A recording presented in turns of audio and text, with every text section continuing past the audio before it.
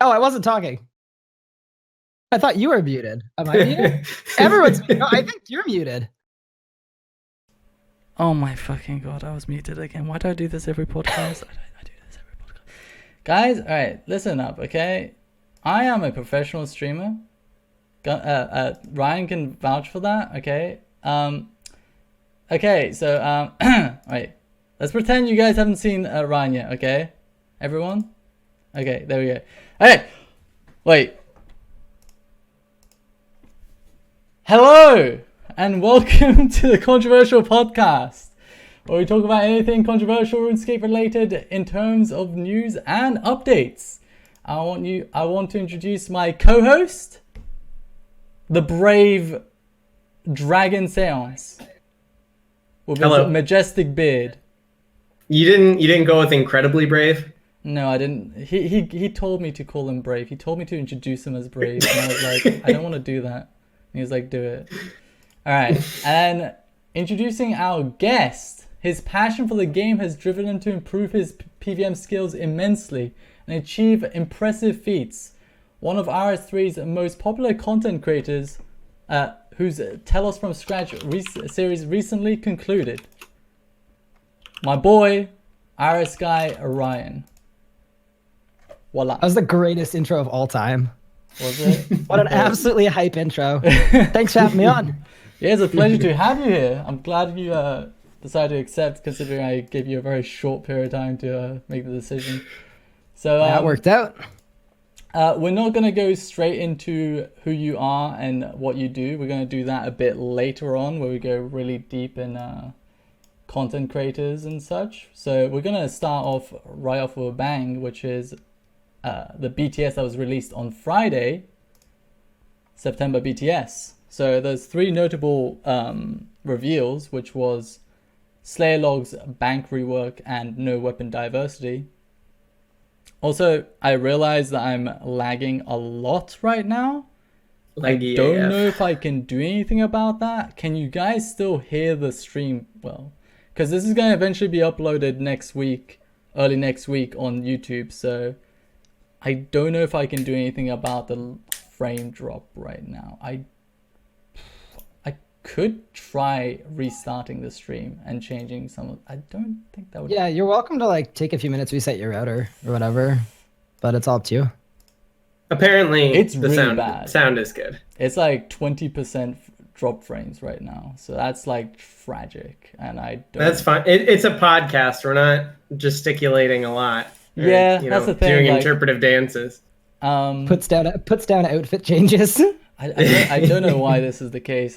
Okay. I guess we could just go with it, and people could just listen. And if they care about our faces, they could. It will fix itself over time. I'm sure. Is that how it works? Okay. Yeah. Well, we don't have to do anything. It'll be fine. But yeah, I don't know if I can do anything about that right now. It'd probably take some time to like troubleshoot it. So I think we're just gonna go right ahead. Sure. So yeah, let's talk about Slayer Logs first of all. What do you guys think of Slayer Logs? Do you like collection logs? Do you like that they're expanding on it? Is that something that interests you guys? So Ryan, we'll let you go first. For each of the questions, we'll do kind of a round style where Omid poses the question, and then you say what you think, I'll say what I think, and then we'll go back to Omid. So in terms of Slayer collection logs, you can start us off. Honestly, it doesn't mean a whole lot to me. I'm not really much of a meta hunter. I'm really like a content creator first, and I don't see myself creating content around completing all the Slayer logs. So personally, it doesn't make a big difference to me. I think, it's fine. I think it's good that, there are people who are going to enjoy an update like that, and they're going to, have fun going for all those logs. So great, but I don't think it's really something that I'm going to be messing around with too much. Do you think it's a trap? Like I saw a post saying, oh, it's, just to get people revisiting content they've already done. Some of these things are rare, like the automaton gloves. Do you think it's a cheap way to get content played more often? Or do you think it's just Slayer's so popular that it's, a good update for most people? If a lot of people are going for it, I think a little bit, because you're effectively taking, let's say you're taking bad content and then that isn't fun to do or isn't relevant, and then you're making it relevant by saying, hey, go do this a bunch of times to get this one thing, and then that would effectively be more of a temporary fix than actually improving the content to make it relevant again. So, in a way, I would say it's a trap, but I wouldn't say it's like a bad thing necessarily in terms of like much less dev time required to create a Slayer log. You get people training Slayer, you get people playing the game. I don't think it's necessarily a bad thing, but definitely there's a factor of that. Gotcha. What do you think, Omid? I definitely think it's worth the dev time. I think for a lot of people, any completionist, it's really fun to do these things, and especially to have them tracked and have people share them and stuff. I think it's great. I think like completionist content like this is, I assume it doesn't take like a whole lot of work, and it just makes the game so much more fun. I understand. I just see the extreme, right? Though, like gold Praisal. Like you got to compare it. Like how much time is it going to take? Yeah. Versus what are you going to get? Yeah. As well in terms of like completionism, it's a hard thing to go down, because at that point, like the biggest one is like clue scrolls, right? Like how far, what do you including the clue scrolls log, and what don't you?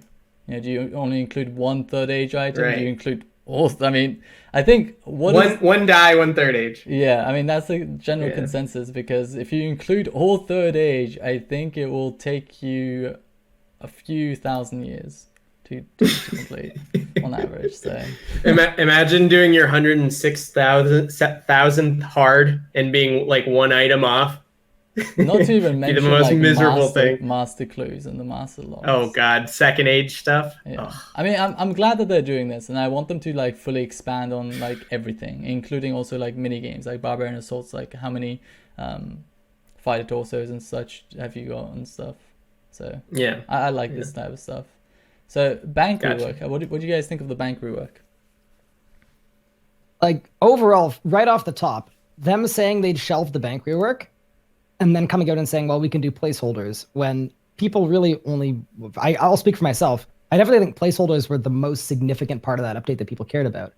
I think that was one of the biggest PR disasters on Jegex's front of all time, going and saying, we've shelved the bank rework. Oh, but we're doing placeholders too.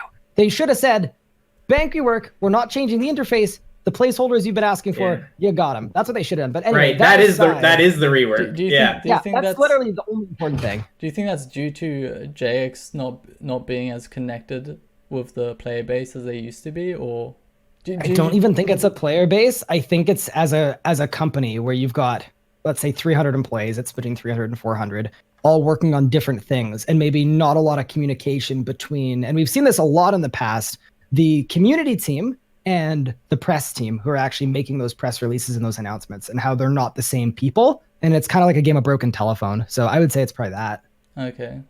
So communication. It was a little confusing. It was a little confusing, Omid. We were talking about this earlier, where the behind the scenes doesn't call it the bank rework. It just says bank placeholders. I'm still a bit confused. Because it goes into it, and placeholders is one of the sections, but there's a whole bunch of other things they're changing too. Why would they not take the opportunity to label that as the rework? Is there going to be more after this? Yeah, I just don't understand. I don't know if anyone's looked at the homepage post, but they title it as bank placeholders, but it seems to include most of the bank rework. So I'm like a bit confused, because it doesn't seem like they're just releasing placeholders at the end of September. It seems like they're releasing the majority of it. Actually, I don't even know what's missing.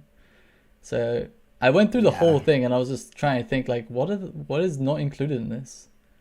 So I don't know why they call it the bank placeholder update instead of the bank rework update.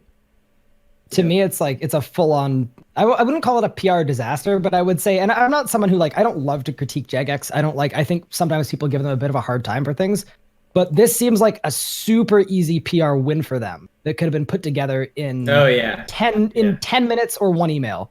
And just to see it ending up strewn out and blown up, and it's a little mind-boggling. But I'm just glad it's coming at some point, honestly. At a certain point, I'm glad it's coming out. Once it's in the game, hopefully people are like, hey, we got placeholders. That's pretty cool. Yeah, I agree. I think this is a really good update. It's one of the best. I would call it a quality of life update, right? It's one of the best, in my opinion, and I'm glad we're finally getting it. Yep. Well, some lessons are more expensive than others, right? So maybe what you want to think is they'll take this PR happening and learn that framing the message is extremely important. But we'll have to see in the future where they look at things that have been requested for a long time and they put out the news posts, they put out the dev blogs. I think one thing, and I only casually follow like old school releases, but I think one thing old school does really well is releasing the dev blogs and then engaging on the Reddit posts, at least with the community, to talk about them. And sometimes the RS3 messages, we go from the Tuesday live streams to the monthly BTSs to, dispersed dev blogs, and it's just not as cohesive or regimented. So I think they could do a little bit better. And this is just, the biggest example of that. Mobile being the next one. Are you actually sponsored by Squarespace, or is that a meme? Wait, what? Oh, that's a meme. This podcast is brought to you by Squarespace. Squarespace allows Omid to make great overlays with both accurately and correctly labeled hosts on the podcast. Furthermore, it requires very little internet connection to function. So if you constantly drop frames like Omid, then this podcast works great. Try Squarespace for 30 days for free with a special code OMIDEASY today. That's OMIDEASY for a free 30 days trial on Squarespace. Support Omid's dream of buying better internet today. I don't have access to better internet, or else I would have. It seems to be working fine. Yeah, it seems to be working a lot better. All right, where were we, Omid? Okay, I'm just not gonna look at OBS, and hopefully it's okay. If the audio is the only thing I care about is the audio. If the audio is really bad, then let me know. Other than that, let's just move on, I guess. So we finished talking about Slayer logs, and I appreciate everyone like sticking around and waiting for me to sort things out. So but yeah, so our last topic of the Friday BTS is that weapon diversity is to be confirmed, delayed further than just August. And do you guys think that that's the right decision? Do you guys think that weapon diversity should even happen? Do you think there's better ways of diversifying combat, or If they want to delay it for 6 months, okay, figure out how people are going to deal with getting aftershock on 27 different weapons, how to figure out how to deal with the meta changing and having Dragors be better than Kopeshes in certain spots. If they want to actually navigate that and try to do it and take 6 months where there's no rush and no one up top saying, hey guys, this is next month's update, I think, they're welcome to give it a crack. And I think if they get someone like Mod Pi looking at it and they get some of the people who are just, senior and knowledgeable on combat as far as JMods go, then you could come out with an update that makes sense. I think putting it out in August is absolutely insane. And it's literally not going to change the meta. It's just going to add power creep, because what's going to happen is, oh, cool, Dragor Maces are better than Kopeshes. Oh, now we have to buff the Kopesh effect. And then what ends up happening is you don't have any new metas. The weakness, so really what it all comes down to for me, honestly, is the weakness system needs to be reworked. Because unless you're giving monster-specific weaknesses damage increase, your combat diversity isn't going to do anything. You're going to have people running the numbers, calculating what's best, and that same thing that's best is going to be best everywhere. So if they rework weaknesses, make it so that it's damage or something more than just regular hit chance, and then they give more different monsters weaknesses, then I think combat diversity could work in some capacity. But I'm super glad they're delaying it to bring it back. But that, like, when I look at combat diversity, when I want like combat to be diverse, I want it to change how I play the game or change my rotation. Just adding weaknesses will just like make certain weapons best in slot, and that's at that certain boss. Let me just. But Omid, we can go back to Goliath gloves and Ganodermic armor. But you don't want that? I mean, the thing is that I think weapon diversity induces a lot of like switch scaping as well. I think so what do you think about this, Ryan? Well, instead of them diversifying weapons, would you be more interested in them just adding a lot more abilities? Like, I'm talking about double the pool of current abilities to diversify how you use abilities, what kind of rotations you do, over weapons becoming diverse. I think your ability idea definitely, for me, would diversify combat if you make the abilities obviously variable in terms of effectiveness and effects. Right now your abilities are like, you've got a bleed that does damage, you've got a regular ability that does damage, you've got some that are boosted by ults and some that aren't. But if you expanded that greatly to have a lot more effects on enemies that then would allow different abilities to perform differently, I think that would be a better way to diversify combat than just saying, here's a bunch of weapons. But I also, if you don't mind, I wanted to talk, you said it would introduce more switchscape. And I actually think it might reduce switchscape because... You think weapon diversity will reduce switchscape? Here's why. Okay. Let's say you've got your Pterosaur Mole. It's tier 127 at Solak now. It might not be worth using a Decimate switch. You're going to camp that mall because it does so much more damage. If they have specific weapons that are better at specific bosses, you'll actually need less switching because, I don't know, let's say, and I know this wasn't an actual thing, if you make a staff do 10% damage on Telos, you don't need to Fortic anymore. And it'll actually be a DPS loss. Okay, because a lot of the numbers are subject to change, that could happen. I'm throwing random numbers in, obviously. That could happen, but the way they have the perks suggested currently, like the spear effect, it just seems like unless something like the Maul or Hex Hunter Bow is your go-to at a particular location, which covers maybe 20% of the end game, right? A lot of the elite dungeons and some other bosses. Unless you're using Hex or Pterosaur or Maul, it's, at least to me, I can't see how the most elite PVMers wouldn't be using more switches. At least for spears and like Hasta and stuff like that. The thing is, as well, is that I think it causes more problems and introduces like more weapon diversity. Like there's only like a few of the weapons that work that way, where it's just like gonna be the best in slot at certain locations, so it reduce switchscaping. But and on the other side, you have a bunch of weapon types that are either going to be useless or best in slot in most places. And that also brings in the fact that JX might actually decide to fill reward space by introducing like, you know, tier 70s to 92s of all these weapon types. Like that's the most terrifying thing about weapon diversity, right? Like imagine just the next like 3 or 4, 5, 10 years, you just have like... or just more tier 92s, yeah. Yeah, not even tier 92s. You'll just get like tier 70 to 92s, you know? Yeah. Like just filling reward space. That's the most terrifying thing about weapon diversity, honestly. And the other fact that is that I think weapon diversity has the potential to be good, but I think it's such a difficult task to get right because you're trying to create a weapon that's niche in certain locations that will also make you play differently. It's very difficult. You're just gonna have like some of them achieve that though. Some of them achieve that. We went like through Hasta. them. Some Hasta is really good. Well, Rapier is really good. Rapiers are really good. It's just so many of them don't really fundamentally change how you play the approach game. Content. Yeah, it doesn't change. What I mainly look at with most of these weapon diversity effects is that does it change the way I play the game? Does it change my ability rotation? And most of them is just a no. Right, and that's one of the issues I have is that, like, imagine if there was like an ability that was similar to Res, but the lower HP you are, the more of a heal you get. You know, rewarding risk, stuff like that. You can literally come up on off the top of your head like tons of abilities that would just create variety in gameplay. But actually change things. That would change things and be suitable to your own play style as well, right? Yeah. Like some people might not want that. Some people might want like a. The thing is, it raises the skill cap, right? And so I think the scope of adding more abilities is slightly different than the scope of weapon diversification. So what they're trying to do, and Ryan's point, I thought was pretty representative of most people's opinion, is if they make it so each boss has a weapon that's best, right? Or you need 15 different weapons. You need 15 different P5E1s or P4E2s, 15 aftershocks. Like, it just complicates the end game and adds to the amount of prep.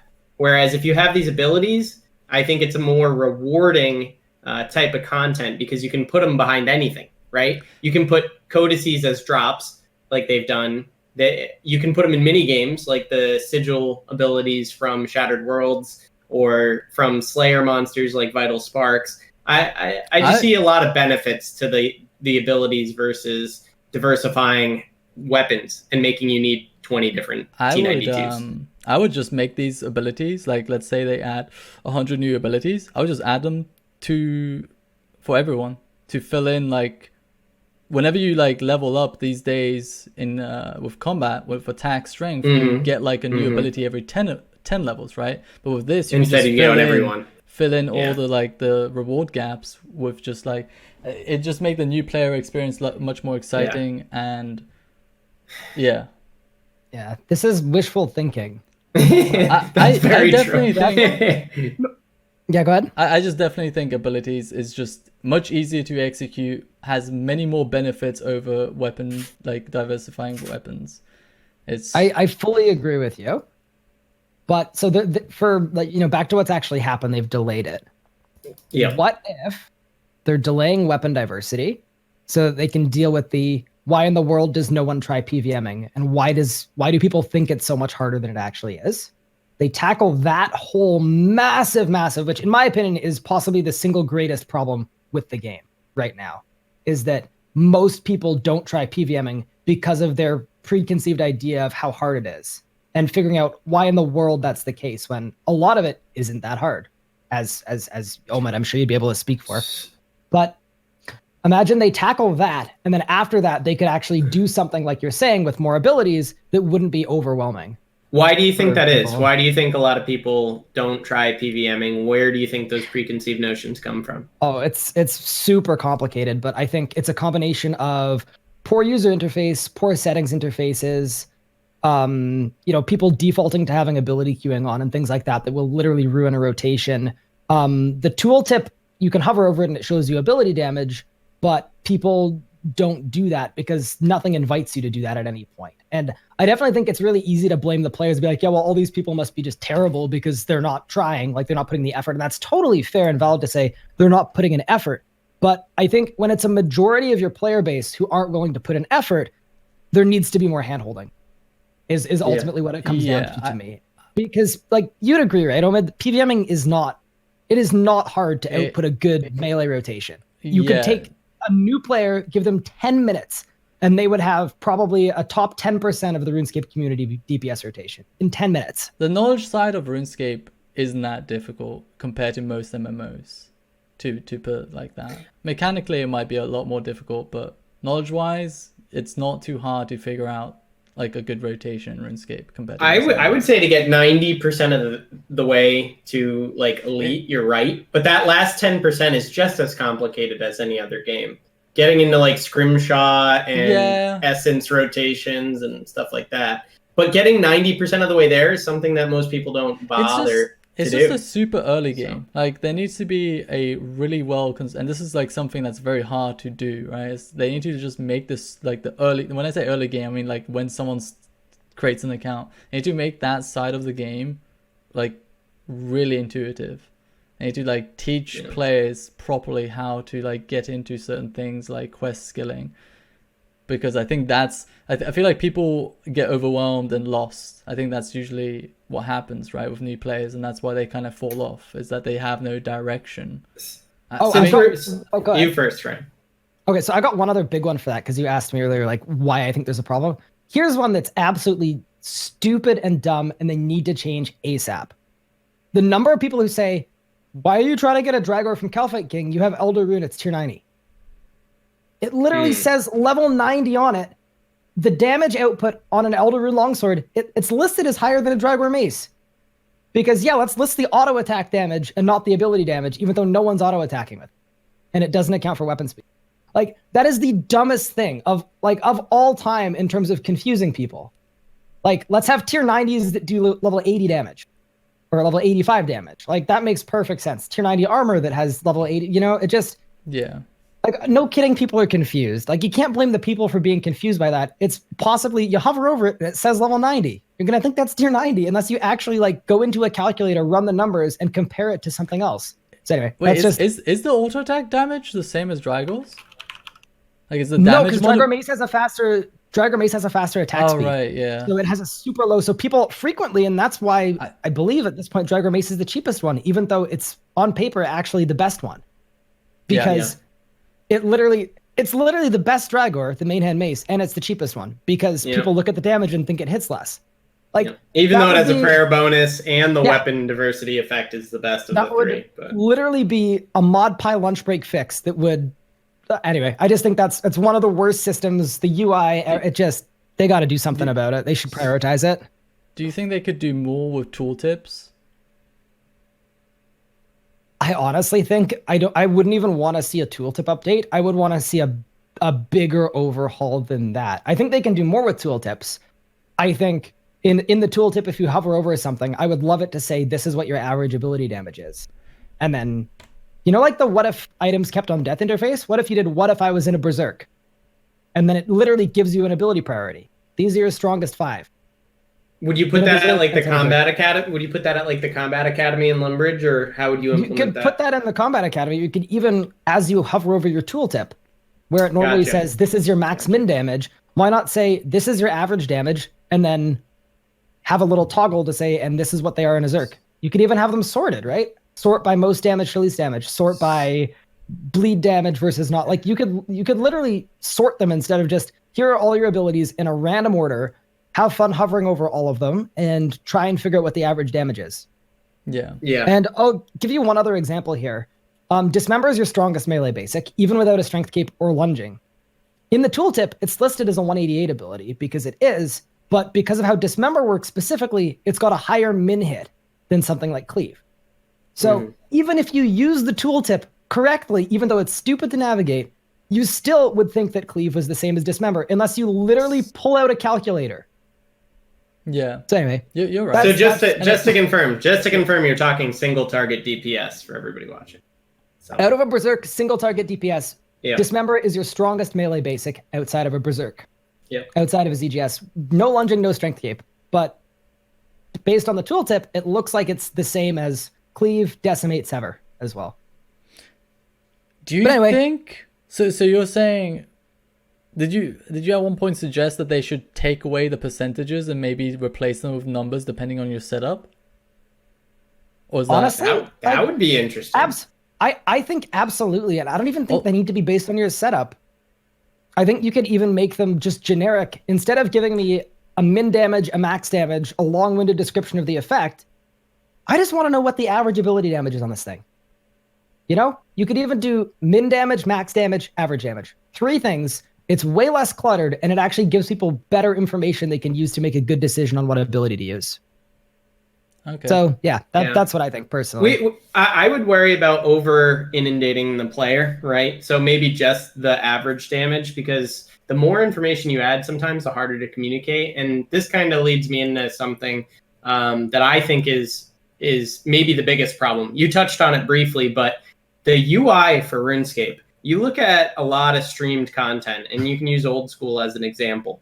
And it's pretty easy to see and understand what people are doing. But if you look at RS3, especially at the highest level, so you watch Couchy do PvM, it is very, very difficult to understand what's going on. Even with the feed of what abilities are being pressed, it is very difficult to understand what's going on. One thing that I think would be extremely beneficial and wouldn't take a lot of dev time is I thought that I read something about Jagex sourcing popular loadouts, like UI loadouts, because PVMers tend to have a fairly consistent loadout. Like the bottom and right side of your screen are full with interfaces and the rest of it's open for gameplay.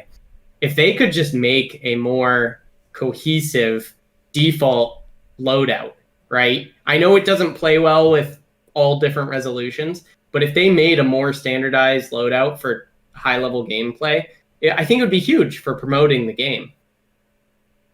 I think it definitely makes a pretty big difference. And I think Ken has been really vocal about it as well. Ken, or I Trolled You, for those who don't know who he is, talking about loadout sharing should absolutely be a thing, and then be able to sort by popular loadouts. And I definitely agree with that. But I also think it's telling, sort of to feed into your point, that most of the PVMing RuneScape 3 streamers have now gone out privately to make their own ability trackers so people watching their stream can see what they're doing. Yeah. I think that is that's as telling as you need it to be. That means there's a problem.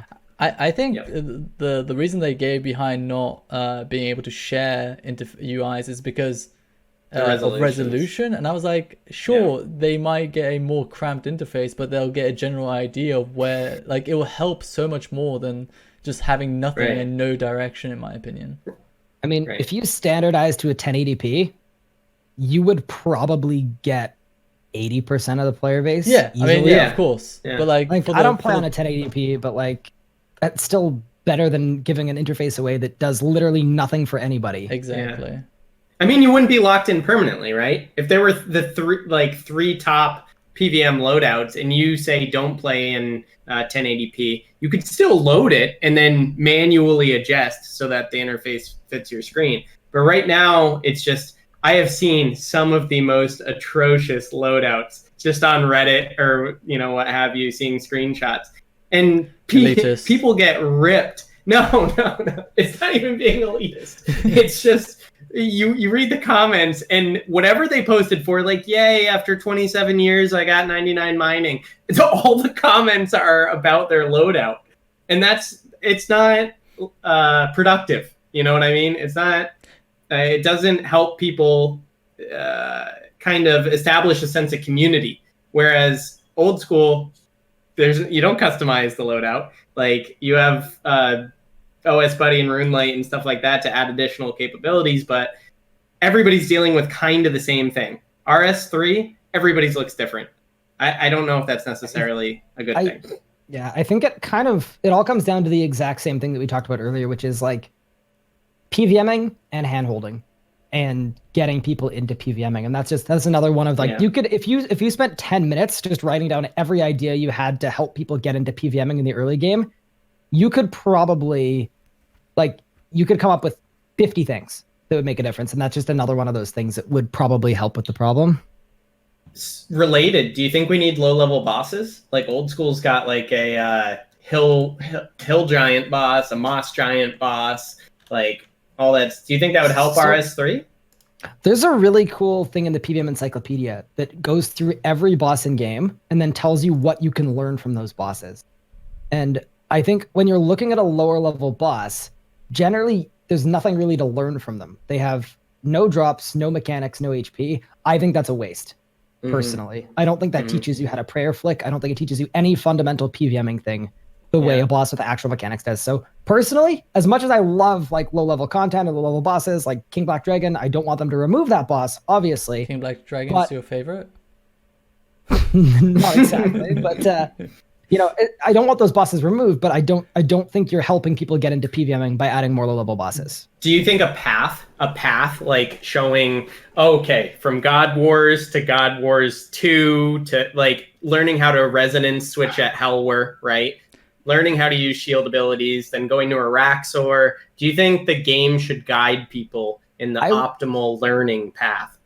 I would love that if there were like suggested bosses to go to learn different things. I think that would be really cool. And the functionality already kind of exists because it's hidden away in, possibly the worst UI on planet Earth. But hidden in there, every boss in your beast tab, I believe, has a suggested combat level on it. Yep. Why not expand that a little bit? Because nobody uses that. Like Araxor 120 combat, cool, good to know, I guess. But yeah, expand that. I think they should just like rework. I just said the R everything. Word. No. Oh no. Oh god, my ears. Oh, Ryan, I'm sorry, you have to get off the stream. Get off the 1 FPS stream. But no, seriously, I think that they should just make the pathing system like really good. Like super intuitive and super involved, and have everyone make it enticing. I don't know. It's a very hard task, right? Like to path people properly and to diverge depending on what they are interested in. But I think that's literally the hardest part for anyone to get into PvM, in my opinion. Yeah. Because you have to put a lot of effort. Because for example, in RuneScape, the wiki and guide videos are bigger than like any other game I've seen. Why? Because the game doesn't teach you well enough how to play the game. That's the reason why the RuneScape wiki and is so big. What? Hello? If we fix the game, I'm gonna lose my job. Oh shit! Right. No, don't fix the game. The game is so broken. Can you backtrack on that a little bit? Yeah. No, you're absolutely right. You're 100% correct. But yeah. I mean, you can still make those Araxor GP money making guides that you started off with. I think combine a bunch of different Yeah, words. we're so far off. yeah, topic. we're diverging really hard. I've tried really like. So if we keep going like this, we're gonna talk for 5 hours on this topic only, which isn't even We're in listed Narnia. in one of Yeah, the. jump us, Yeah. jump us. You should have an official intro that plays like "Welcome back to the controversial podcast." People would get sick of that today. Welcome back to the controversial podcast. I am your host, RunescapeOmid, and this is my co-host, Gunnar Dragonseance, and this is my guest. Thanks. And Wow. What's I your am name? the captain now. Can't take over. My name's Jeff. All right. It's a good thing I'm already not wearing any pants because that was erotic. Wait, what? Please don't stand Continue. up. The depth of my concern, immeasurable. All right. I think we're back and I think we're good. And I think we should definitely move on from that statement real quick. All right. So I'm okay. Starting fresh, right? We've finished September BTS and we're gonna move on to, which is pretty big topic in my opinion, is the skilling and PvM cups for the future. We've recently had the Big Game Hunter Clan Cup, and that went down pretty well. So Yeah. we're looking at the future now. What skilling competitions could there be? What PvM competitions could there be? Is JS going to start hosting these? You know.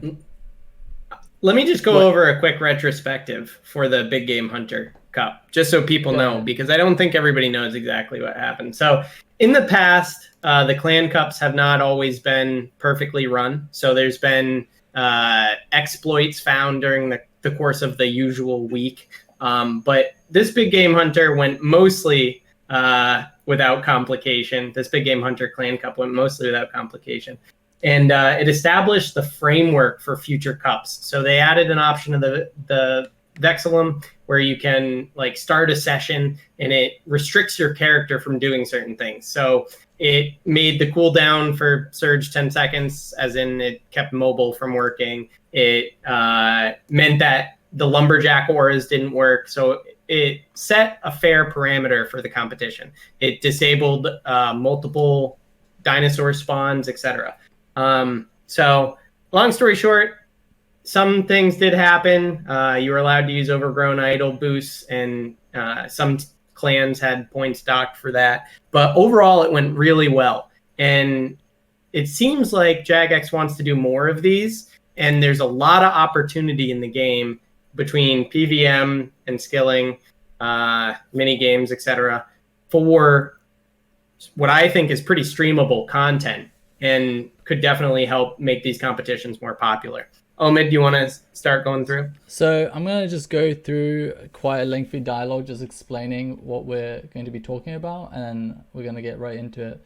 So basically, for the future, we could think about, in terms of rewards, imagine if the 12% so for the Big Game Hunter Clan Cup, you got a 12% XP boost avatar rather than just a 6%, right? Imagine if that was rotated every month with a new skill cup, right? And I'm talking about, like, examples could be Anachronia Agility Course, Charm Sprites with a modifier that you could only get where you would get 3 sprites 100% of the time. I don't know if anyone's ever tried doing charm sprites really fast. It's very, very difficult to optimize, right? Deep sea frenzy fishing at 2 times the speed, dungeoneering with no key bag. Now, all of these I would personally suggest would be done on a beta server within the current client, or the current worldless client, right? Rather than just an external beta for convenience sake, right? And this would give everyone complete level playing field. It allowed Jace to set restrictions and give players all the resources they need to, match everyone else. And you could also do PvM variants like ED1 to 3 speeds, Telos 0%, 100%, 200%, 300%, 500% kills as fast as possible, right? So for example, if you were put in this beta, right, when you do the Telos, when you enter, right, it starts a timer, and you go straight into a 0% kill, then the next time you go in, it'll automatically set it to 100%, and next time you go in, it automatically set it to 200%, etc. Right? And the timer ends once you finish the 500% kill.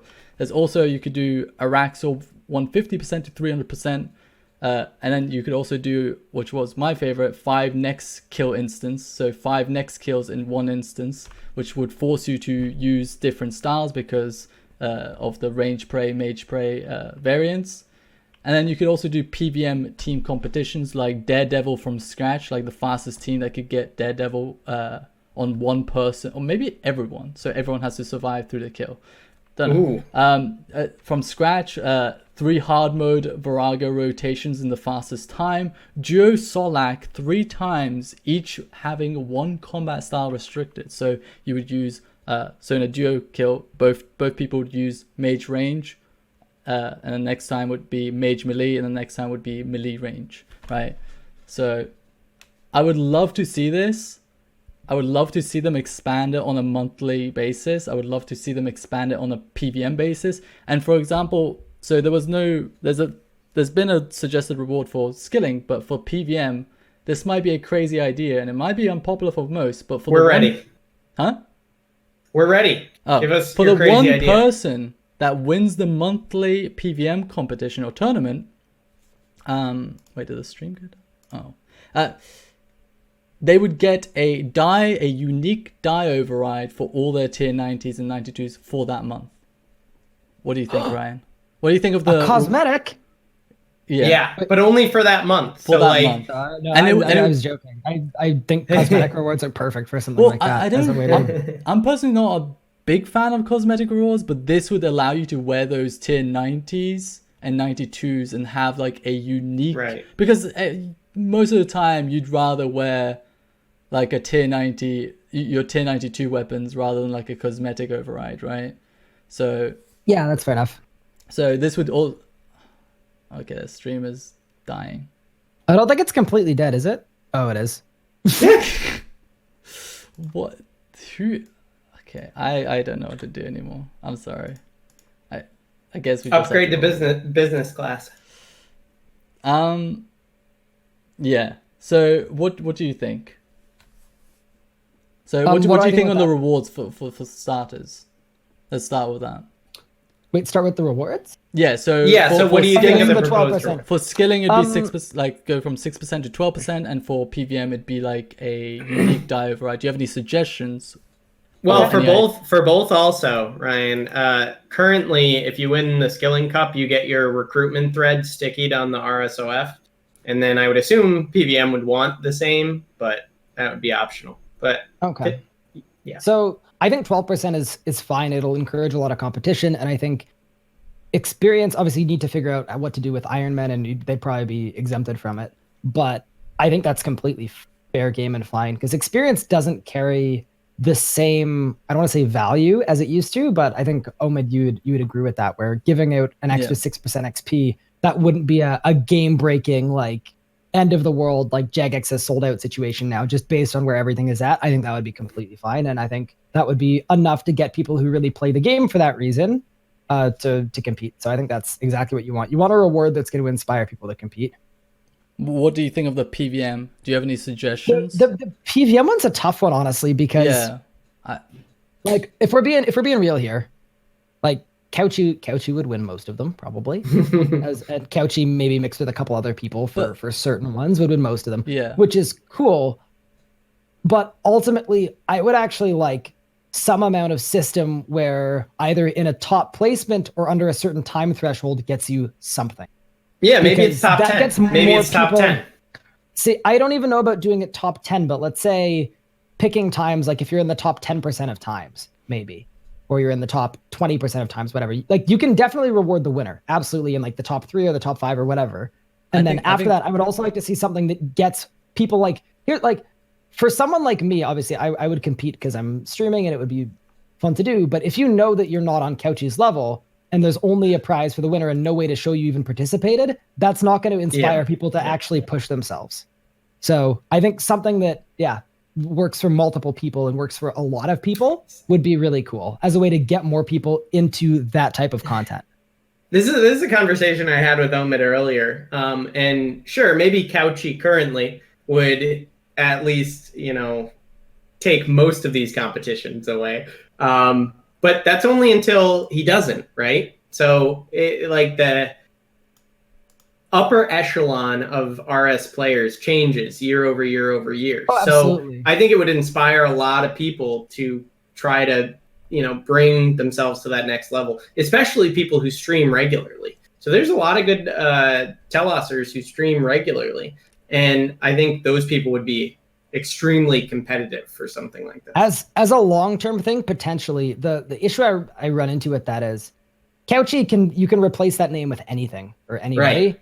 And Right. if Couchy finishes this thing in 3 minutes and the average time is 7 minutes, the person doing 7 minutes isn't going to be like, okay, I now want to work and get to 3 minutes, because you're on another planet.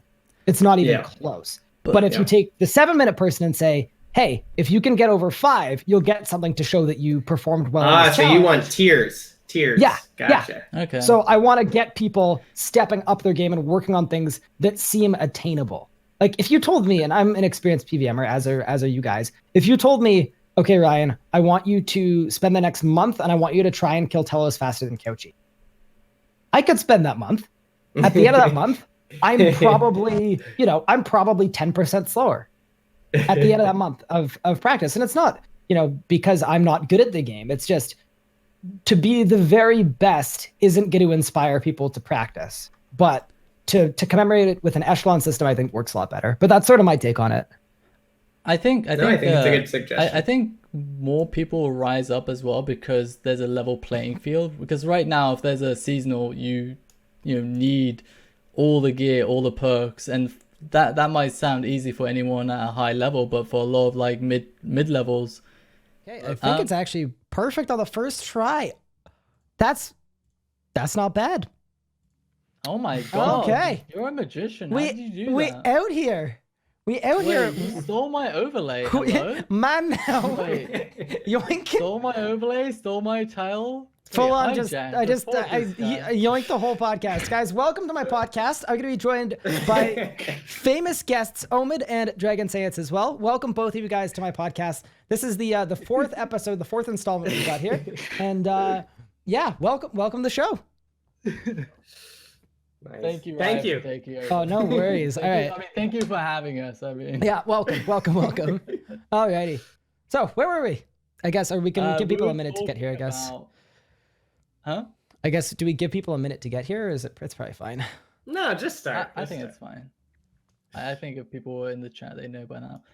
Yeah, so we were talking about, so there's not going to be any topics on screen, but we were talking about skilling and PvM Cups and how this could develop in the future and how they could bring in like competitive play and get people involved.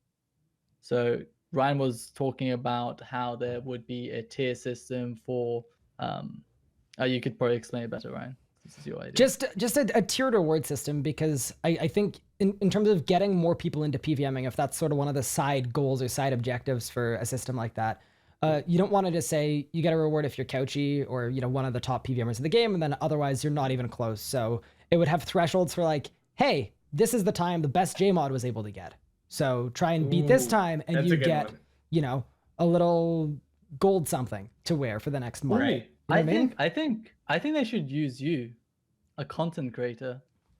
I mean, they actually could. That would be really cool. That'd be cool. Like, every month they pick somebody else. Yeah. Dude, Cash could go in there and be like, I fucking destroyed Ryan's time, and he'd just be like flaming. Beat Cash's Vindicta time every month. It's the same. It's the same. Yeah, I think using a content creator would be really cool. As a milestone would be much better, in my opinion. That's good for everybody too. It's good for the content creator. Yeah, it would be good for the content creators as well. I like that. Huh. I just think anything for continuity, right? Like, so if they say this month it's one person, next month it's somebody else. So it's good for continuity where they don't have to think. They don't have to say, oh, what are we going to do next month? What are we going to do next month? If they say this month it's doing Elite Dungeons 1, 2, and 3 with the comp being this PvMer, the next month it's 5 next kills in an instance. The ghost that you're competing against is this content creator. Oh, imagine Yeah. if there's a that'd be imagine if they great. could implement a ghost so you And, can like track. I There's no mean, way, but and you can even have, it doesn't need to be PvM streamers either, right? It doesn't really matter. It's just, it's a way to give people a time to compete for something that has meaning. Right. And get people PvMing. And with seasonals, they did like first place, top 10, top 100. But I like your idea better of setting like different tiers, and it might not be against other players. It might be, can you beat the best JMod? Can you beat this objective? Can you beat 5 minutes? Can you beat 3 minutes? Yeah, So I think that's a great suggestion. I think that's a better way to get people into PvMing, for sure. Yeah. yeah. So the recent inspiration, Omid, do you want to tell people about why we're thinking kind of about these PvM tournaments and how we think it could be good for promoting RuneScape for Are we talking about like Uku's Telos tournament and Ryan's? Exactly. Yeah. Exactly. So, I mean, like most people will know about the Uku's Telos tournament that he set up on his own and put in all the effort on his own. Like, it was such a successful event, and same with Ryan's RS3 circuit. I mean, I don't think I've ever had that much fun on RuneScape and on streaming on RuneScape for I don't even know, years. Like, I laughed so much. I had such a good time.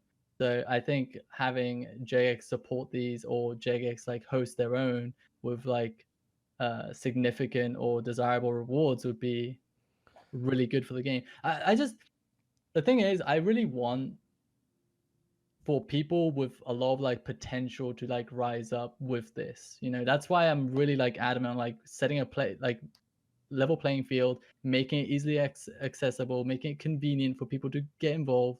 And like, you never know, like there might be someone better than Couchy out there that just doesn't have the time to gear up. And I mean, before Couchy, people didn't think that anyone could beat the best PvM at the time, right? For example, it's like inconceivable, but like once it happens, you're always surprised. Right, before Couchy, there was Wooks, and there was Hippo, and then yeah.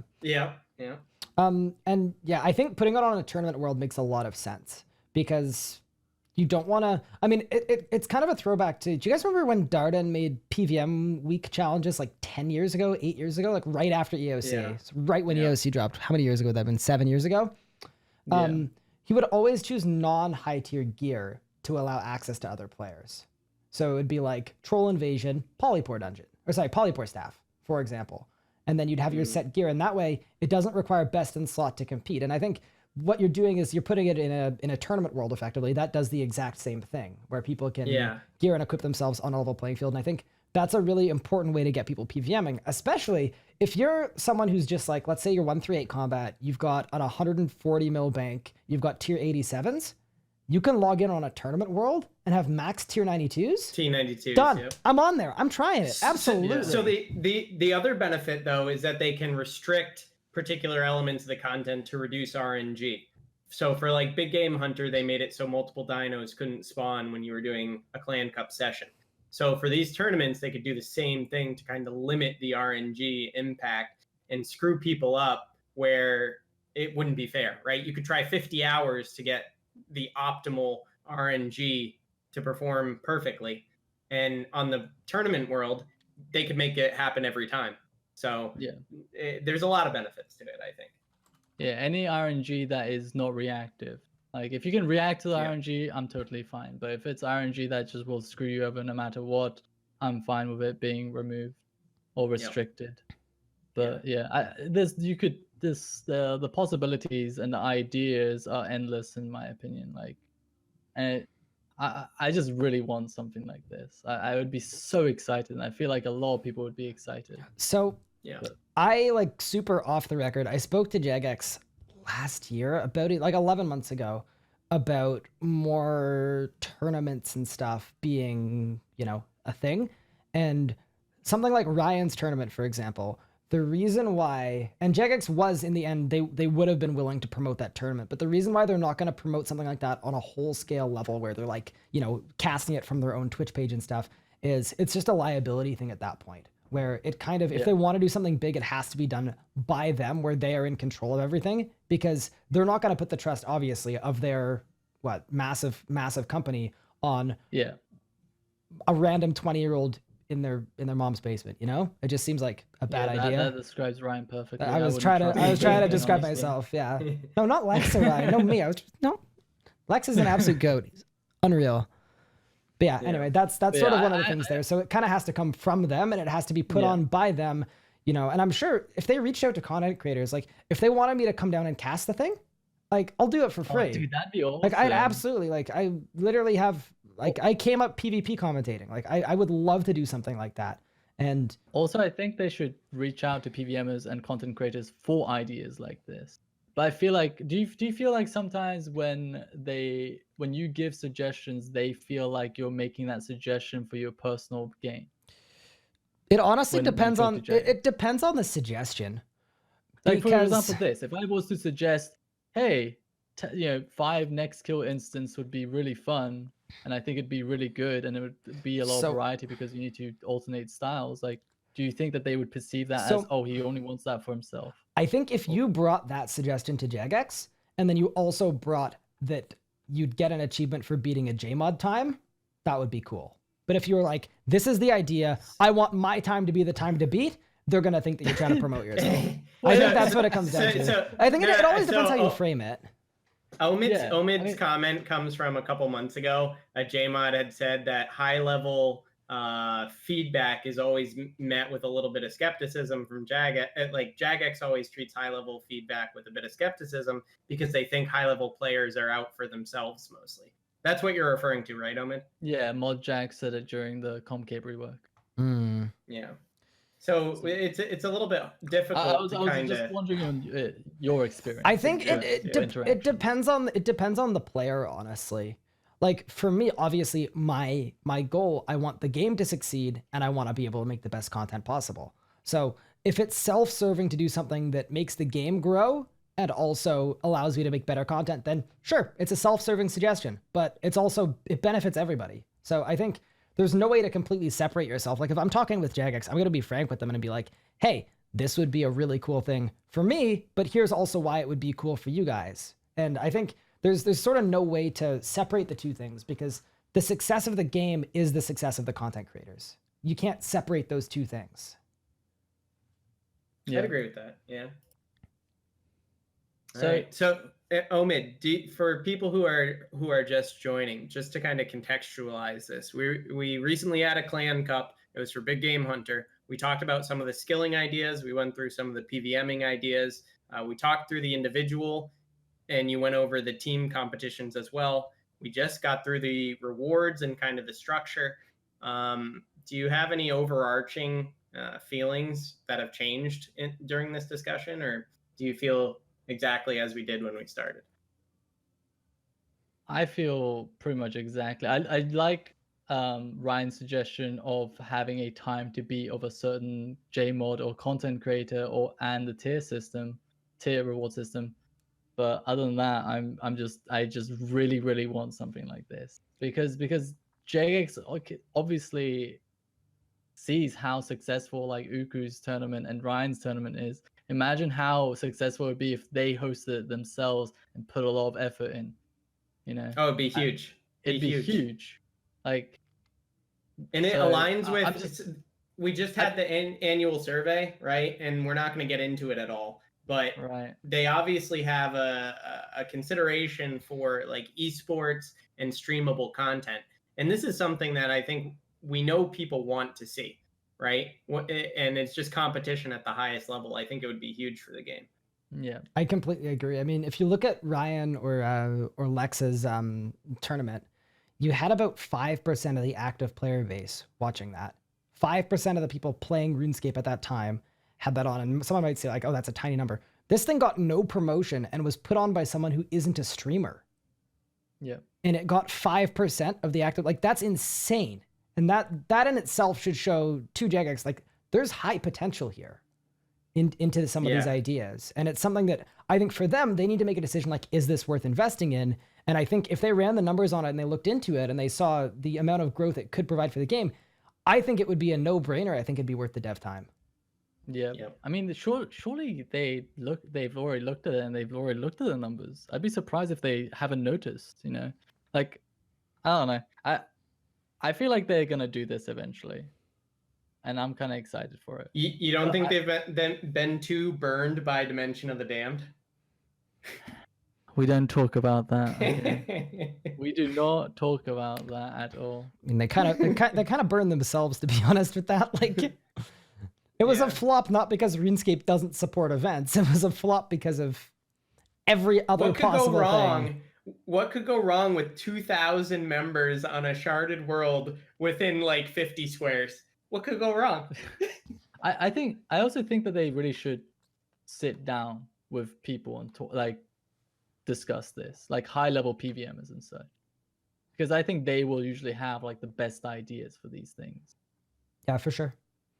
So, do you have any ideas for any of the like potential competitions, individual competitions, team competitions, Ryan? I honestly, I have so many, and to me, it comes down to, so long as it's accessible and completable by a majority of players, where there's still going to be a skill cap.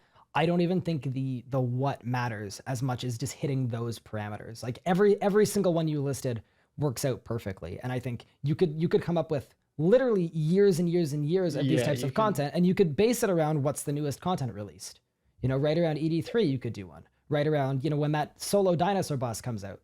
Right, everybody? When the solo dinosaur boss comes out at Anachronia, obviously when that boss comes out, you know, they do one there surrounding that, and when that boss comes out. Yeah. So anyway, I think you base it around what's popular at the moment and base it around things that are interesting. I don't think they should use it as a way to revive dead content. I think they can use it to get people engaging with the new content that's coming out in the game, which is exactly what they want anyway, which is why you see a double XP weekend right after Anachronia comes out. They want to be like, look guys, the game is popular because of Anachronia. They don't need to do that if they, you know, create their own sort of hype and experience into playing and interacting with that new content. And less double XP weekends, which is probably not a terrible thing when we're now at 3 a year, just saying. Another thing that I thought of just now is that the reason a lot of people will probably not go on like beta and get like full gear and go do Telos is because they feel like they're not being productive. But at least with this, right, you're actually participating in something, you're actually getting something out of it, and you're also experiencing what lies ahead in your, you know, on your actual account, and what you can do and what you can achieve. I mean, I don't think that would be a problem, because if you're and like look at Deadman, the Deadman tournament. I don't think people are like, I can't play Deadman, I don't want to waste XP on my main. I think Deadman, it's so much fun. It's a fresh start. It's an interaction with your friends and your community. It's a way to create an account and then interact with streamers within a day. Like, I think that greatly outweighs the no XP waste kind of situation. I guess it's more like there's a goal in mind. Yeah. In the tournament compared to like going on beta and just doing whatever you want, right? But yeah, I think they should really sit down with a lot of like content creators and PVMers and skillers, like just have a discussion and go full throttle with this, honestly. Do you think it's key that they limit the RNG? Because one of the suggestions I saw though was from new accounts completing as many clue scrolls as possible within a given time frame. That is pure RNG. Yeah, I don't know if I would like that personally. For skilling, there'd be a lot of like restrictions. For PVM, I would imagine there would be like basically no restrictions. I can't really think of apart from, you know, to like the Duo Solak idea that I gave has restrictions, right? But that's because I couldn't think of anything else. Go ahead. Well, just to reiterate, the Duo Solak was kill Duo Solak 3 times, each time having a combat style restrictions. So like immune to melee, immune to mage, immune to range. No. So you'd be in a duo, right? One of them could be mage range, but the other one could be mage melee. But they all have to alternate through those. Exactly. So you wouldn't be able to use one of the combat styles each time. I think that's an easier way to describe it.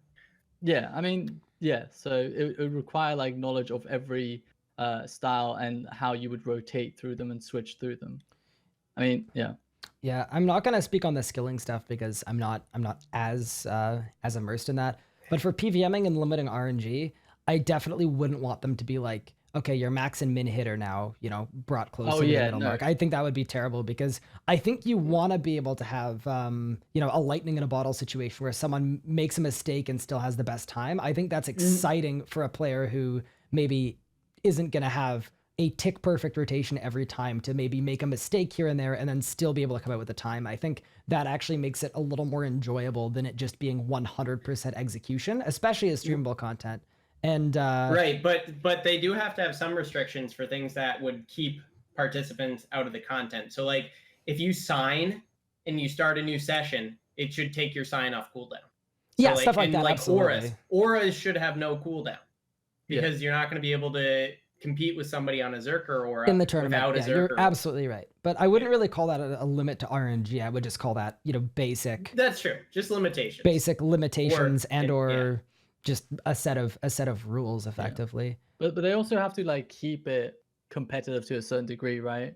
They can't make it like they need to like keep a balance of like fun and competitiveness. Right? Yeah, and I think like right now where the game is at with PvMing, you're in a pretty good spot there where there's probably a 90% chance the person with the best rotation wins the thing, but there's still that 10% chance that like did you guys see it's an old record from a long time ago for the people watching or whatever. There was a player named Nummy Tacos who went for the challenge mode. It was the challenge mode Twin Furies world record. And he had a Grimoire on. He critted 74% of the time throughout the entire kill with a 30% crit chance or under that. So, things like that I think are very cool. No skill? No, I'm suggesting he's no skill. I'm suggesting he's very skilled, but moments like that are extremely cool. And I think moments like that are exciting in something that's going to be streamable content. Yep. Absolutely. I can agree with that. There's the other side of the coin, though, where it's all skill and no luck. So, like, we use the example for a skilling competition of charm sprites, where it always spawns the 3. Yeah, you can. Have you ever done charm sprites, Ryan? Ample. So basically, you throw a rock at the bush, you click the rock, and then 1 to 3 charm sprites will spawn. With this variation, I would want 3 charm sprites to spawn 100% of the time. And they fly in random directions. And this is, I don't know if anyone's done charm sprites or like trying really hard, but it's really, really hard because it requires like a lot of inputs and it requires a lot of like mouse accuracy. It's actually incredibly hard to even achieve like 75% efficiency, like optimal efficiency at charm sprites. So that's why like something like that would be really exciting for me. So, but obviously, go ahead. It'd be only exciting for like anyone interested in skilling, right? Right. But I think honestly, like, people like Couchy would be interested in this. I think because it like tests the like mechanic. To me, that is a little bit less, not enjoyable, but I think there'd be less mass interest in something like that. Oh yeah, for sure. I think like popularity-wise, that's more of a niche sort of tournament for a couple people to compete for the top spot and a number of people just to try it out and see what happens. I don't see that one being like it's going to take over the game with charm sprites. Oh, no. Like, these are suggestions for the skilling competitions, right? So I mean, you can't have something like cut magic trees and the most amount of magic most logs in an hour. It has to be something skill related, like the big game hunter one, right? The winner for magic trees kills Vindicta once. Accidentally wins. But so you would have to make it like somewhat skill related. That's why like the dungeoning suggestion, like with no keybag. I don't know if anyone here did dungeoning before keybag was released. It required a lot of coordination. The amount of times that you would teleport to the gatestone, right? Drop the key, yeah. And then someone pick up the gatestone, teleport with it before the guy who was meant to pick up the keys gets there. And it just like creates this like mass chaos. Like, why did you drop the keys? Like, I don't know. I dropped the GT, but this guy took the GT. I don't know. Where was GT? Oh, it was far northeast. There's 64 rooms. Everyone's like 10 rooms away. But yeah. So if we're done with that, we can move on to the last topic, which is a pretty big one. Unless you guys wanted to say something on the Clan Cup. No, I think we pretty well covered it. Good? Okay. Well, the next topic is content creation. Oh boy. So Oh these are boy. going to be mostly questions directed at Ryan, and he's going to answer. He looks stressed out. Now we're good. I'm worried right now. I'm not stressed out. It's just like I had a list of all the questions and I literally don't. So like you're literally gonna have to read them to me and then I'm gonna have to pay close attention. Oh god. Okay, so ready? Yeah, I'm ready. So I said content creation. This topic is content creation, right? So Yeah. what kind of a streamer are you? What do you enjoy about streaming?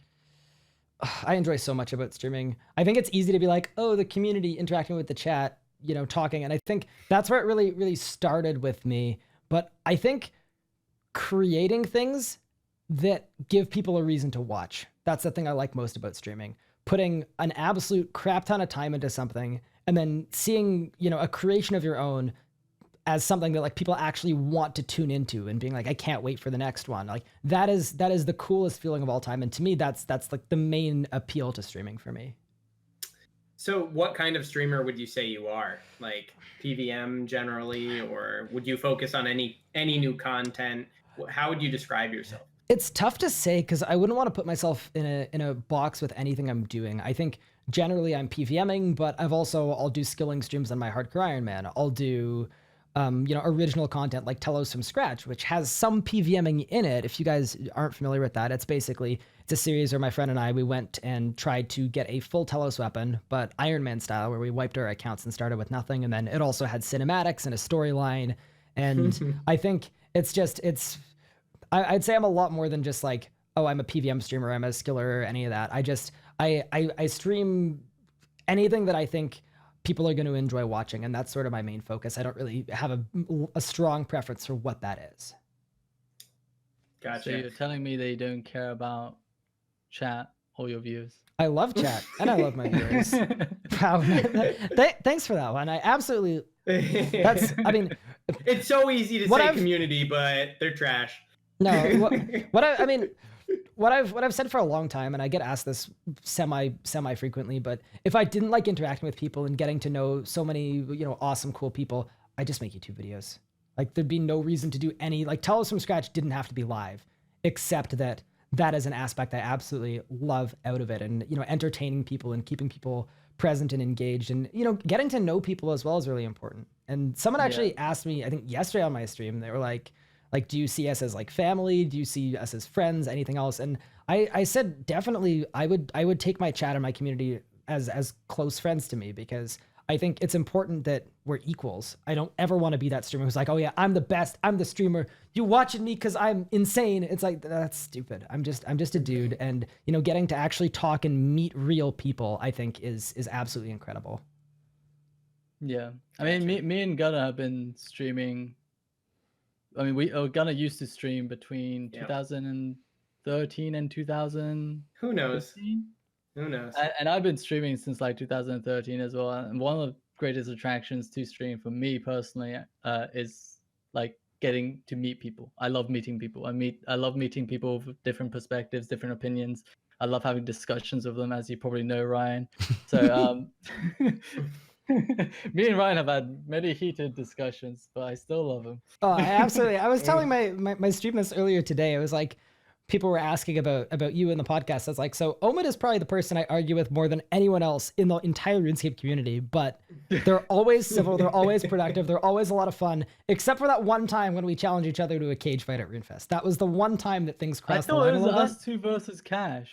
Well, it changed to that, but then you were on Team Cash, so it's like, I don't know. And you two versus me, that isn't fair. I was on Team Cash because I felt sorry for him. I was always on your team. Oh, okay. Okay, yeah, then we continue. Easy. Not a problem. But yeah, because like to have a discussion, you need to have respect for one another. That's one of the key, you know, factors to have a civil discussion, to, you know, to actually listen to each other, to actually like generally take in what the other person is saying. But yeah, sorry, go on, Gunnar. No, I was just gonna go into like kind of the next question because it's very related to what Ryan's been talking about. Could you tell us why you enjoyed streaming and why you kept streaming?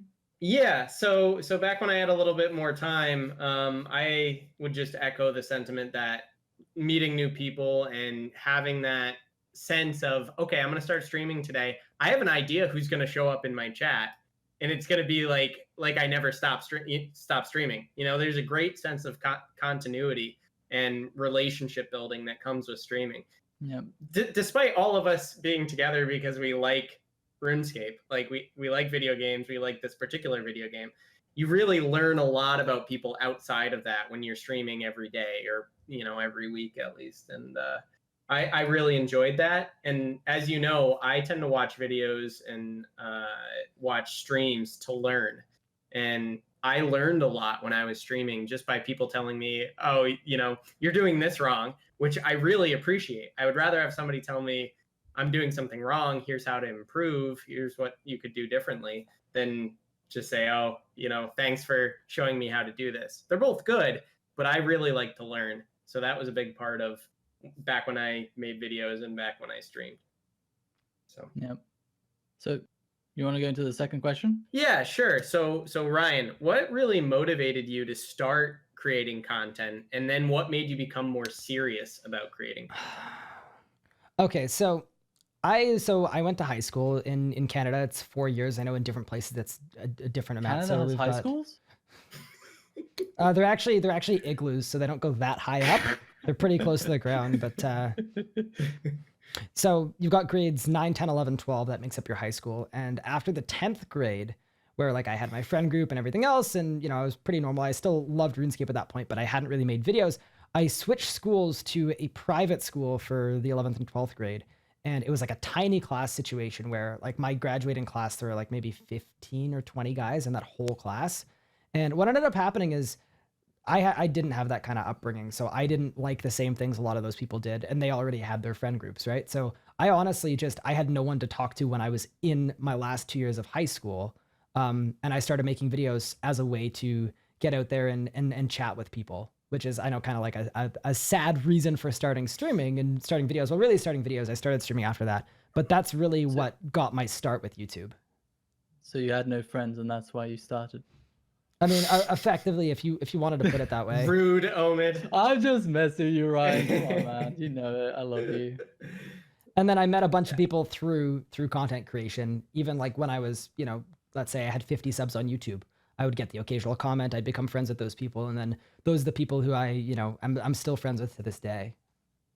Oh, it's insane. Omid and I met how long ago? Yeah, we're all the same. I mean, like I started streaming because a lot of people moved away from me, and I didn't have as much connection with a lot of my friends, so I wasn't able to meet with them as much. So that's why I started content creating outside the passion for the game. Like I think we all, to a certain degree, started streaming to meet new people, to with similar views and such, and similar passions, right? Yeah, for sure. Cool. What about you, Gunnar? I'm just trying to think back to when I was making videos and when I was streaming. I think a lot of it was just I'm a very habitual person. Like I like routine and I like interacting with the same people and doing the same things. And I think a lot of that drove the way I played. And the reason I don't really stream today or make videos is because my schedule is so different. It's, basically packed, but with other things. And I really do kind of miss the continuity of talking to the same group of people every day. And I think that is such an underrated part of living a large percent of your life online. And a lot of people don't get that. And if you spent your formative years talking to the same group of people on Ventrilo and TeamSpeak and Discord, it's hard to describe to people who didn't go through that. So didn't have, those same relationships. Yeah, it's but really hard. I'm definitely in that group. That's really hard to explain, like a social life online to someone that's, never had something like that. It's very difficult. Oh, absolutely. No, I was gonna say, like, when getting into streaming, it's very similar to what Gunnar said about being habitual. Where at that point in my life, which is let's say 3 years ago, I was having a lot of like mental health problems, where I was having anxiety and whatever else, and all these other things I was going through. Where there were times when I was in school at that point where like I wouldn't get out of bed until 6 o'clock in the evening, type of thing, and then I'd be up all night, and then I got insomnia, and it wasn't good for me. And the getting up in the morning and having something to do, as in starting my stream the second I woke up, that is, to this day, for 3 years, the reason I get out of bed every morning. And that, it helped my mental health stuff, it helped my insomnia, it helped literally everything. And that is, like, streaming completely changed my life in that sense, which is something that, you know, you wouldn't normally think of, like, oh, that's what streaming did. But like, that's literally what streaming did for me. And that's really what got me into it. That's how I started. It can be therapeutic. And it also, for me at one point, streaming was kind of like an escape for me. I don't know if you guys can relate to that to some degree, but like, yeah, it was a very, very comfortable escape. It was a very enjoyable escape, much more than like any other kind of escape for me. It was something like I couldn't like just play games on my own, you know, just that just didn't do it to me. I just needed to like, I don't know how to like. No, when I was in college, it was the same. So like I had similar sleeping issues to the point where for several years I slept every other night, and it's so hard to explain to people who aren't playing video games 16 hours a day. But when I was in college and going for 5.2 at the time and eventually 5.4, it was an escape from the stresses of the rest of the time. So when I was focusing on school, you know, trying to graduate with honors or whatever, and just keeping my course load locked down was stressful. And then the second I sat down and started, you know, getting as much XP as possible, I didn't think about any of that. And it was so easy and so enjoyable. It was just a large part of my life for a long time. So I guess good times. I guess kind of like calling it an escape is not the right term exactly, but it definitely helps. I was gonna. Oh yeah, no, go ahead. It's a follow up to what you're about to say. No, it's what you're about to say. Go for it. Wait, I forgot what I was about to say. Oh, perfect. So yeah, the term escape, or just like using a stream as an escape, like it's absolutely therapeutic, and it made massive differences for my own personal mental health. That's not the only thing I did to obviously feel better and, you know, be able to function. Like there were times when I'd have a 7 p.m. lecture, 7 to 10, and I would sleep through it. 7 o'clock at night, I hadn't woken up yet, kind of situation. So not good, not what you want, obviously.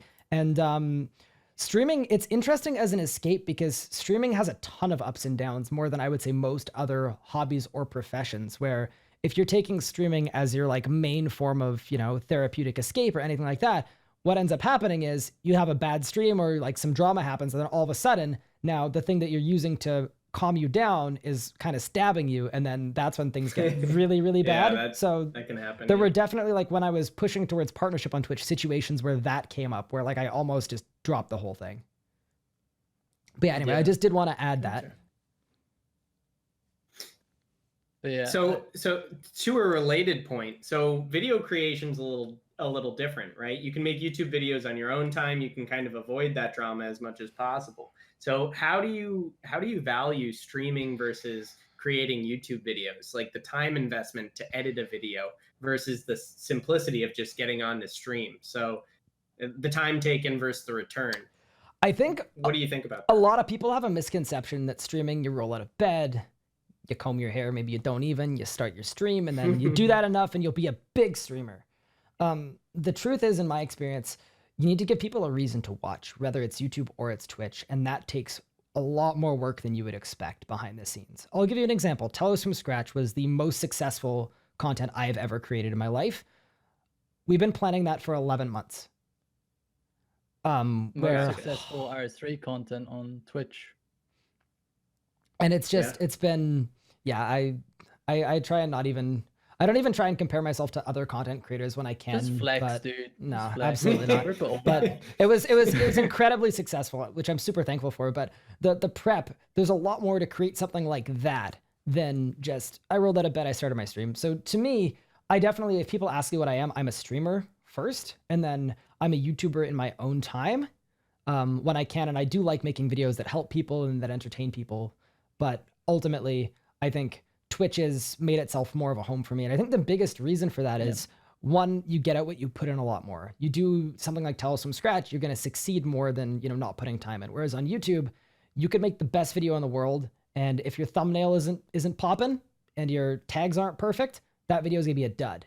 And it doesn't matter how much time you put into it. It doesn't matter. You don't get out what you put in unless you deal with all the other crap of like, oh, I need an all caps title now because that's trendy. And I just, Twitch is a lot more about the content and getting, monetized and supported through content than on YouTube, where it's a mix of luck, voodoo, and content.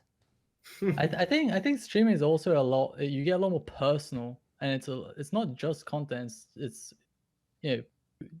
personality. Like, I think a lot of people didn't just watch you for the Telos from scratch series. I think that a lot of people watch you because it was you doing it, so rather than someone else. When I was coming up on Twitch and when I was just starting out, this is before the affiliate program even existed. I was not a decent PVMer, even if you could call me that at this point. Like, I revote everything. I'd get 12-minute longer Axor kills. That was my playstyle. That's how I like to play. And for the longest time, I always felt like I would never be able to make it because I wasn't a good PVMer. Because a lot of time people come into my chat and they'd talk down on me and they'd, whatever. And that's like, it's a normal elitism thing, especially because at that point in time, I would be one of the higher viewed people on the RS3 directory. Everyone else is PVMing well and knows how to play the game. And I'm just kind of chilling and interacting.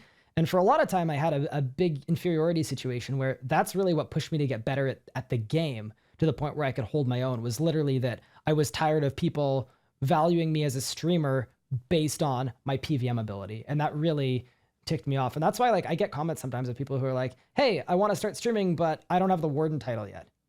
And it's like, start streaming. You're ready. You don't need that at all. And I think it's really important to know your own value as a content creator. And it's something that I've always really struggled with, where I'm like, okay, if this isn't perfect, then everything's going to die down. But I don't think that ever really changes. For me anyway, I'm a very anxious person though. So for me, I could be having like the best month and then still sort of coming out of that, be worried about what I'm going to do next. Yeah. Gotcha. I definitely think a lot of people underestimate how much like effort, like, mentally streaming can take, and like preparing all these things. So do you want to talk about that slightly or no? Probably easier to go more specific than general if you're talking about like preparing for what, just like a regular run-of-the-mill stream, or well, it's just like I was mostly referring to the like people that start up streaming, that want to start up streaming, right? Streaming generally, if you're gonna get started up, you have to be A, consistent, and B, be talkative, right? Even if you're talking to no one. Do you agree with that or no? Not fully. I think, obviously, unless you've got the gameplay of the gods, you need something else. And I think it doesn't need to come down to being talkative, in my opinion, or having a good streaming personality, whatever that means. I think ultimately it comes down to one simple rule, which is give people a reason to watch your stream. Why would someone want to click on it? Yep. I don't think it matters what that is. I don't care if it's your microphone or your face cam or your incredible editing. Personality. It can be anything, but give people a reason to watch, and it doesn't matter what that reason is. Yeah, I guess that's more broad, but I was just trying to like specify, like, if someone's having a lot of fun or someone's really passionate about the game, or someone's really knowledgeable about the game, they could use that and vocalize that to the stream, even if there's only one person watching, right? Like, one of the things, like, have you ever entered like a stream with like a few viewers and they're using mic, but they're just not talking about anything that they're doing? Yeah, I think it's tough. I personally find it much more entertaining to watch someone just talk about what they're doing, talk about what they like on what's happening on screen, rather than just not talk at all and just focus on chat. Yeah, I honestly think just starting on Twitch is very tough, because everyone deals with a dead chat, and it's difficult to feed off of a chat if that's the kind of stream you're going for when there's nobody chatting. What I personally did for my stream when I was growing and coming up, because people I think sometimes can forget that even if you're a well-established streamer now, everybody started in the same place, and everybody started having to work your ass off for every single viewer. And I think if you didn't do that as a streamer, you wouldn't value the viewers that you had. And I think if you streamed once and had 800 viewers, you probably wouldn't respect it the same way as knowing how valuable having one single person in your chat actually is. And for me personally, I got into commentaries and PvP commentaries. So that's all I was doing on YouTube before I started streaming on Twitch. And then because of that, I had a good amount of experience and a good amount of practice just color commentating exactly what is going on, what I'm doing. And then that way, the gaps were filled where, nothing's going on in chat with me commentating. All right, I think we're going to have a web shield next. Let's get the spider leg, whatever else, right? Commentary like that. But I also see people who are in Discord as well. And I think that works out quite decently as well. But there's a pretty big but there. I don't think you want to click on you don't want to start a stream where you're on Discord with your 17 friends and you're chilling and you're ignoring the chat and you're just like playing RuneScape with your friends. Great, cool. But your friends and the people you have on there need to know, hey, this is my stream. I'm taking it pretty seriously. I'm going to be muting and unmuting to read my chat when there are messages coming up. And you still need to take the stream first and put that first. And I think that's what a lot of people do incorrectly when they're starting. Not that there's a correct or a right or wrong way to stream, but when they're trying to grow on Twitch, they're like, oh my God, I streamed 80 hours and I only have 4 viewers. And it's like, well, you can look at your stream, but also that's still growth, right? That's still a positive. Yeah. But you need to I think you focus on the content itself. You first, Omid. I just thought about something as you were speaking. I think the one thing, or either thing that you need is you either need to be passionate about the game or you need to have a lot of fun playing the game. I think if you don't have either of those and you have the intention of just becoming popular, you're never going to succeed. Well, it goes back to what Ryan said about having to have a draw, right? So like the reason that I started streaming and a lot of people would tune in, right, just out of curiosity, is I tend to look for different methods that are like at like the new meta. So, and I still do that. I just don't really stream it. So like I posted a couple months ago, like the best way to AFK Spirit Warriors for like 5 mil cash an hour. And it got so many, I think it's like at over 300 comments on the Reddit post. And I did the same thing when I was streaming. I would just play how I was playing, going for 5.2 at the time, which was a lot less common than it is now. And people would come in and say, why are you doing this way? Why are you doing this way? Or I'd make that the title. Like I'd make it, pick a skill. It would be doing Hunter at 1.6 mil an hour with the tick manipulation. Or it would be doing,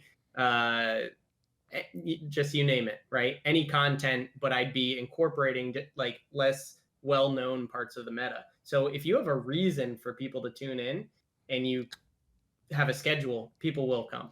I agree with you there. And Omid, you said 2 things, right? You said passion for the game, and what was the other one you said? You have to have fun playing the game.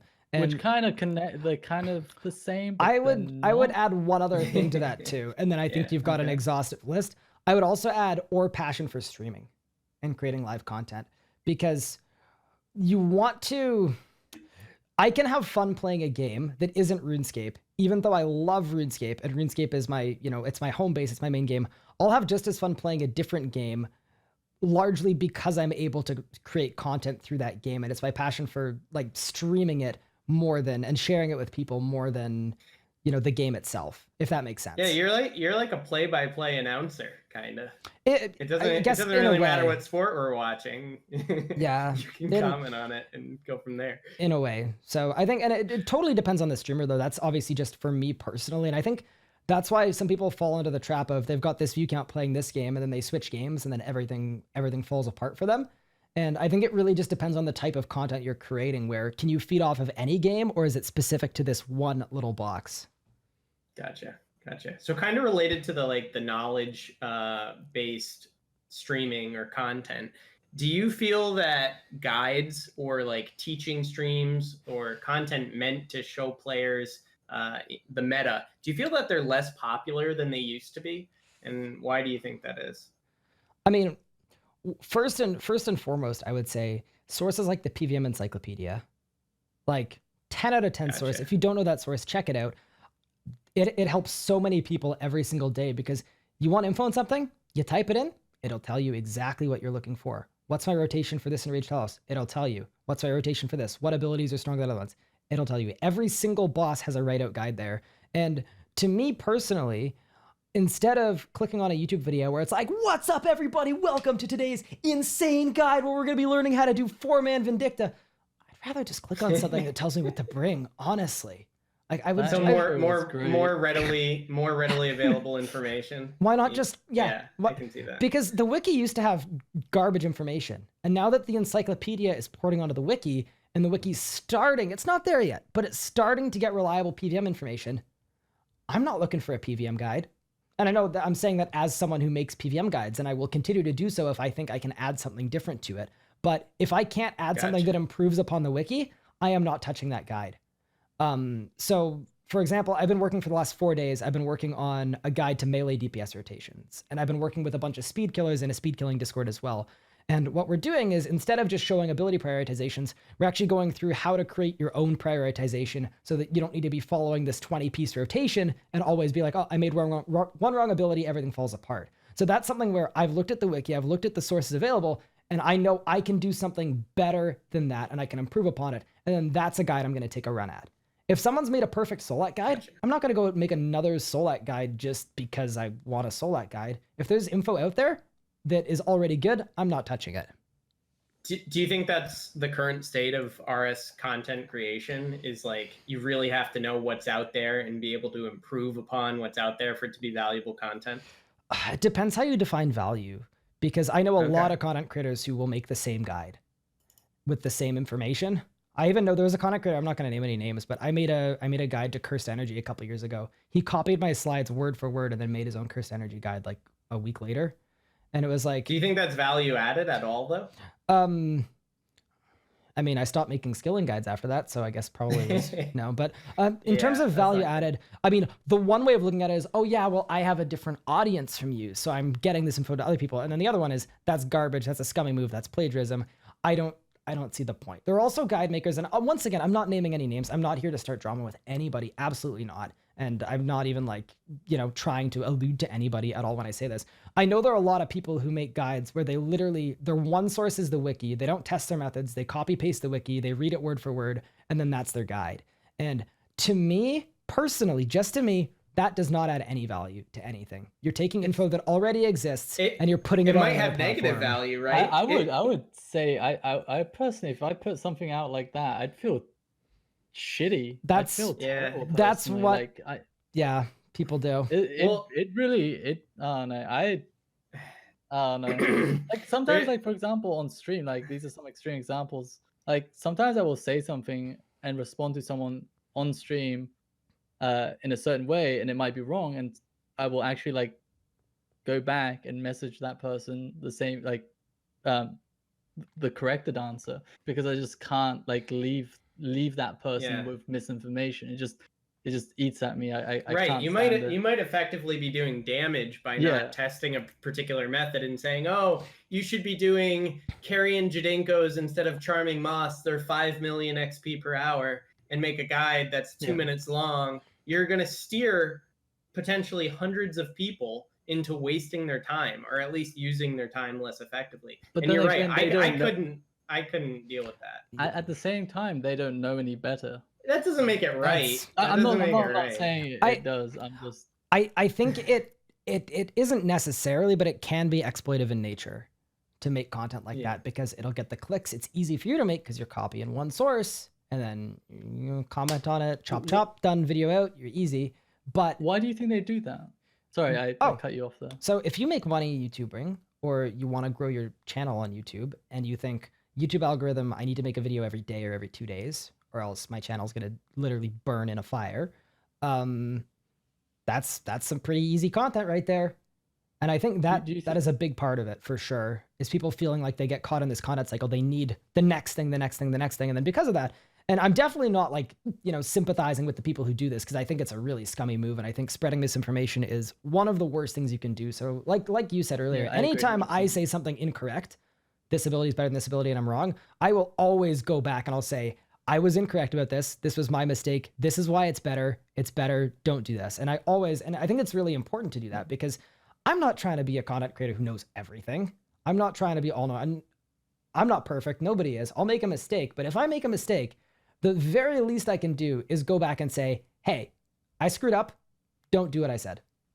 Yeah, that's an important life lesson. I work in an office environment, and maybe you wouldn't be surprised, but so many people, when they say something incorrect, they avoid talking about it again. And it's much more important to just acknowledge when you've made a mistake, and then help the people from making that same mistake. And video games are the same way, right? You don't want, if you're streaming content or you're making videos, you don't want people to go through the game in an inefficient way where you made a mistake. And it's much more beneficial to get the correct information out there, and people will respect you more for it. Yeah, especially in an environment like Twitch or YouTube where it's such a public environment. You want to probably make sure get called out if you're wrong too. It's not even that. It's just you need to kind of check your ego at the door and focus on what's going to help people the most, if that's sort of the type of content you're going for. So I'll give another example. Oh man, it seems like I've got all this YouTuber beef now with all this. But there's a YouTuber who put out like a guide to something, and I was told that there was a lot wrong in it. So I actually pulled it up on my stream and I looked through it. And it wasn't terrible, but there was some incorrect information in there that was certainly incorrect just by looking at it one time. And then I commented on it. I wasn't disrespectful in any way. I'd be like, okay, so that's slightly wrong. I said, overall, it's not a terrible video. There's a lot of value to this. There's a lot of good here. There's just some that's a little off.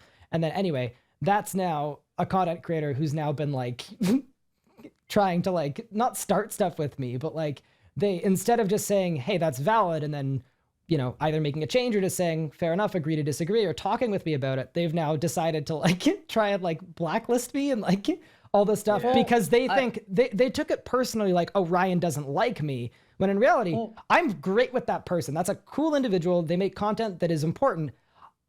I'm just, if you're going to make a mistake, I'm not going to be like, oh, he's my friend, so it's fine. I'm going to openly talk about it. Same way if I make a mistake. Omid tells me when I'm wrong all the time. I think doing it privately is probably better. I think because you did, you said you did it on stream, so that the guy.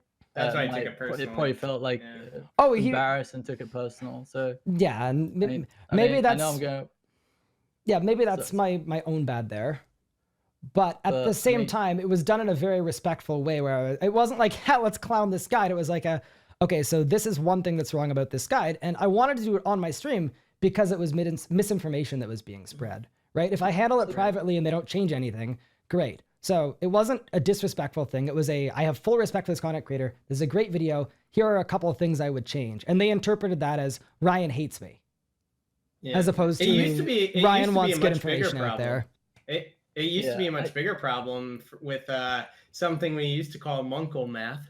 Actually, going back to it, one of the reasons I started streaming was because I wanted to inform people of like what I consider right and all the like the tick minute methods and all the like the high skilling methods and stuff. That was one of the reasons I started streaming, is because I loved putting out information and stuff and helping people. I completely forgot. Sorry. Absolutely. Do you think these people like have lost their passion for RuneScape, for video making? Like, why do you think they're taking such shortcuts? See, I will always respect Munkle because just wait for what I'm getting at. Because stop.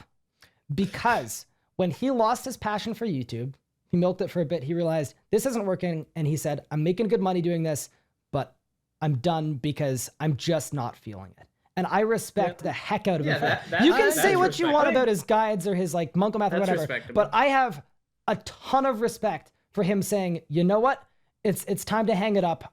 This isn't what I want to be doing. I could keep milking it for another couple of years. I'm sure he was making bank, and he said, you know what? Was he full-time? I'm stepping. Oh, he had like 90K, 100K subs. He definitely, for that time where CPMs are at. Did he 90K? He was big, yeah. 90K something like that is a lot. Yeah, that is respectable to walk away if you. So anyway, I have a ton of respect for him for that. But as for why people take shortcuts, my honest thought, and this is like this could be interpreted the wrong way, but I think controversial podcast. That's what it is. I think a lot of it comes to, if no one is going to call you out for doing it wrong, or the majority of people are still going to be helped by you coming out with a semi-right guide, you might feel like you don't need to test your methods because there's no better alternative for people watching. So I think that's why, this is something that I've talked about before, and I've spoken with Jagus about too. That's why I think it's important to inspire content creators and content creation, because the better everyone's content is, the higher the floor goes. It raises the bar for absolutely everybody. And I think that's something where the more competitive the environment is, the better content you need to actually survive. So if 2 people put out a light guide and one is like unreal, it's got everything, it's like got annotations, it's like, it's perfect, the info's accurate, up to date, and there's even things like, hey, this is the wiki page for this, by the way, in case this guide gets out of date, I'll make sure to leave it as the pinned comment, stuff like that. And then someone else who's just reading the wiki, you know, the people watching can differentiate those 2 things and say, okay, this is where I'm staying, I'm maybe not going to go here anymore. And I think that's a big part of it. So let's keep going with the list of questions. So how do you see the current state of RS3 content creation? Like, there's a lot of series that are going on. You recently just concluded a series of your own. Where do you see the landscape right now for RS3 content? Honestly, I think everything's burning and we're all going to die. No, I'm kidding. I think the RuneScape 3 content, people talk about it like, oh my God, RS3 is dying. RS3 has been dying every single day I've gone live in the last 2 years. Not dead yet. That's true. And I think the RuneScape 3, I'm not going to speak on YouTube as much because I'm not as active on YouTube. I'm not as prevalent on YouTube in terms of just, you know, what my focus is and what a lot of my time goes into. But on Twitch in particular, and also the last question, I kind of spoke about YouTube a lot there anyway. If you look at the size of RuneScape 3 Twitch compared to where it was a couple years ago, you would see tremendous growth. And I think people get lost I've seen that from the outside, yeah. People get lost in the game's dying, everybody! Everybody, quick, get your Reddit torches and pitchforks, game's dying. The game's been dying since 2006, so I take that with a grain of salt. And I think the growth on Twitch has been fantastic, and I think a lot of that is carried by a lot of up-and-coming content creators who have been inspired to start creating. Like, if you had me rattle off a list of affiliate streamers who I think are fantastic, it would be... Yeah. Like, there are so many great content creators who are doing original content, who are doing exciting content, who are doing enjoyable content. And there's a lot more of that than just people sitting and playing the game, which that's fine. If that's your content, that's fine. But does that really give people a reason to watch, to tune in time and time again? And in my opinion, you can do it, but it's difficult. And I think... So do you think that current updates that are coming out, though, are conducive towards streaming? I mean, honestly, like when Anagrande came out, sure, there was like hype for a couple days. It was exciting. I think anytime you're talking about updates, it's easy to talk about Jagex and be like, oh, okay, Jagex, this update wasn't good for stream content, boohoo. But to me, it's more what content creators do with that update. I think when you're looking at playing the game on update day, that's always going to be exciting and it's always going to fizzle out. There's never going to be like permanently... You know, it's unlikely to find permanently exciting content. The last thing I could think of is maybe Telos that came out that people were into on release and are still into now. And I think the majority of that is it comes down to what a content creator can do. It's kind of like a workspace or an empty canvas. You've given me Anachronia.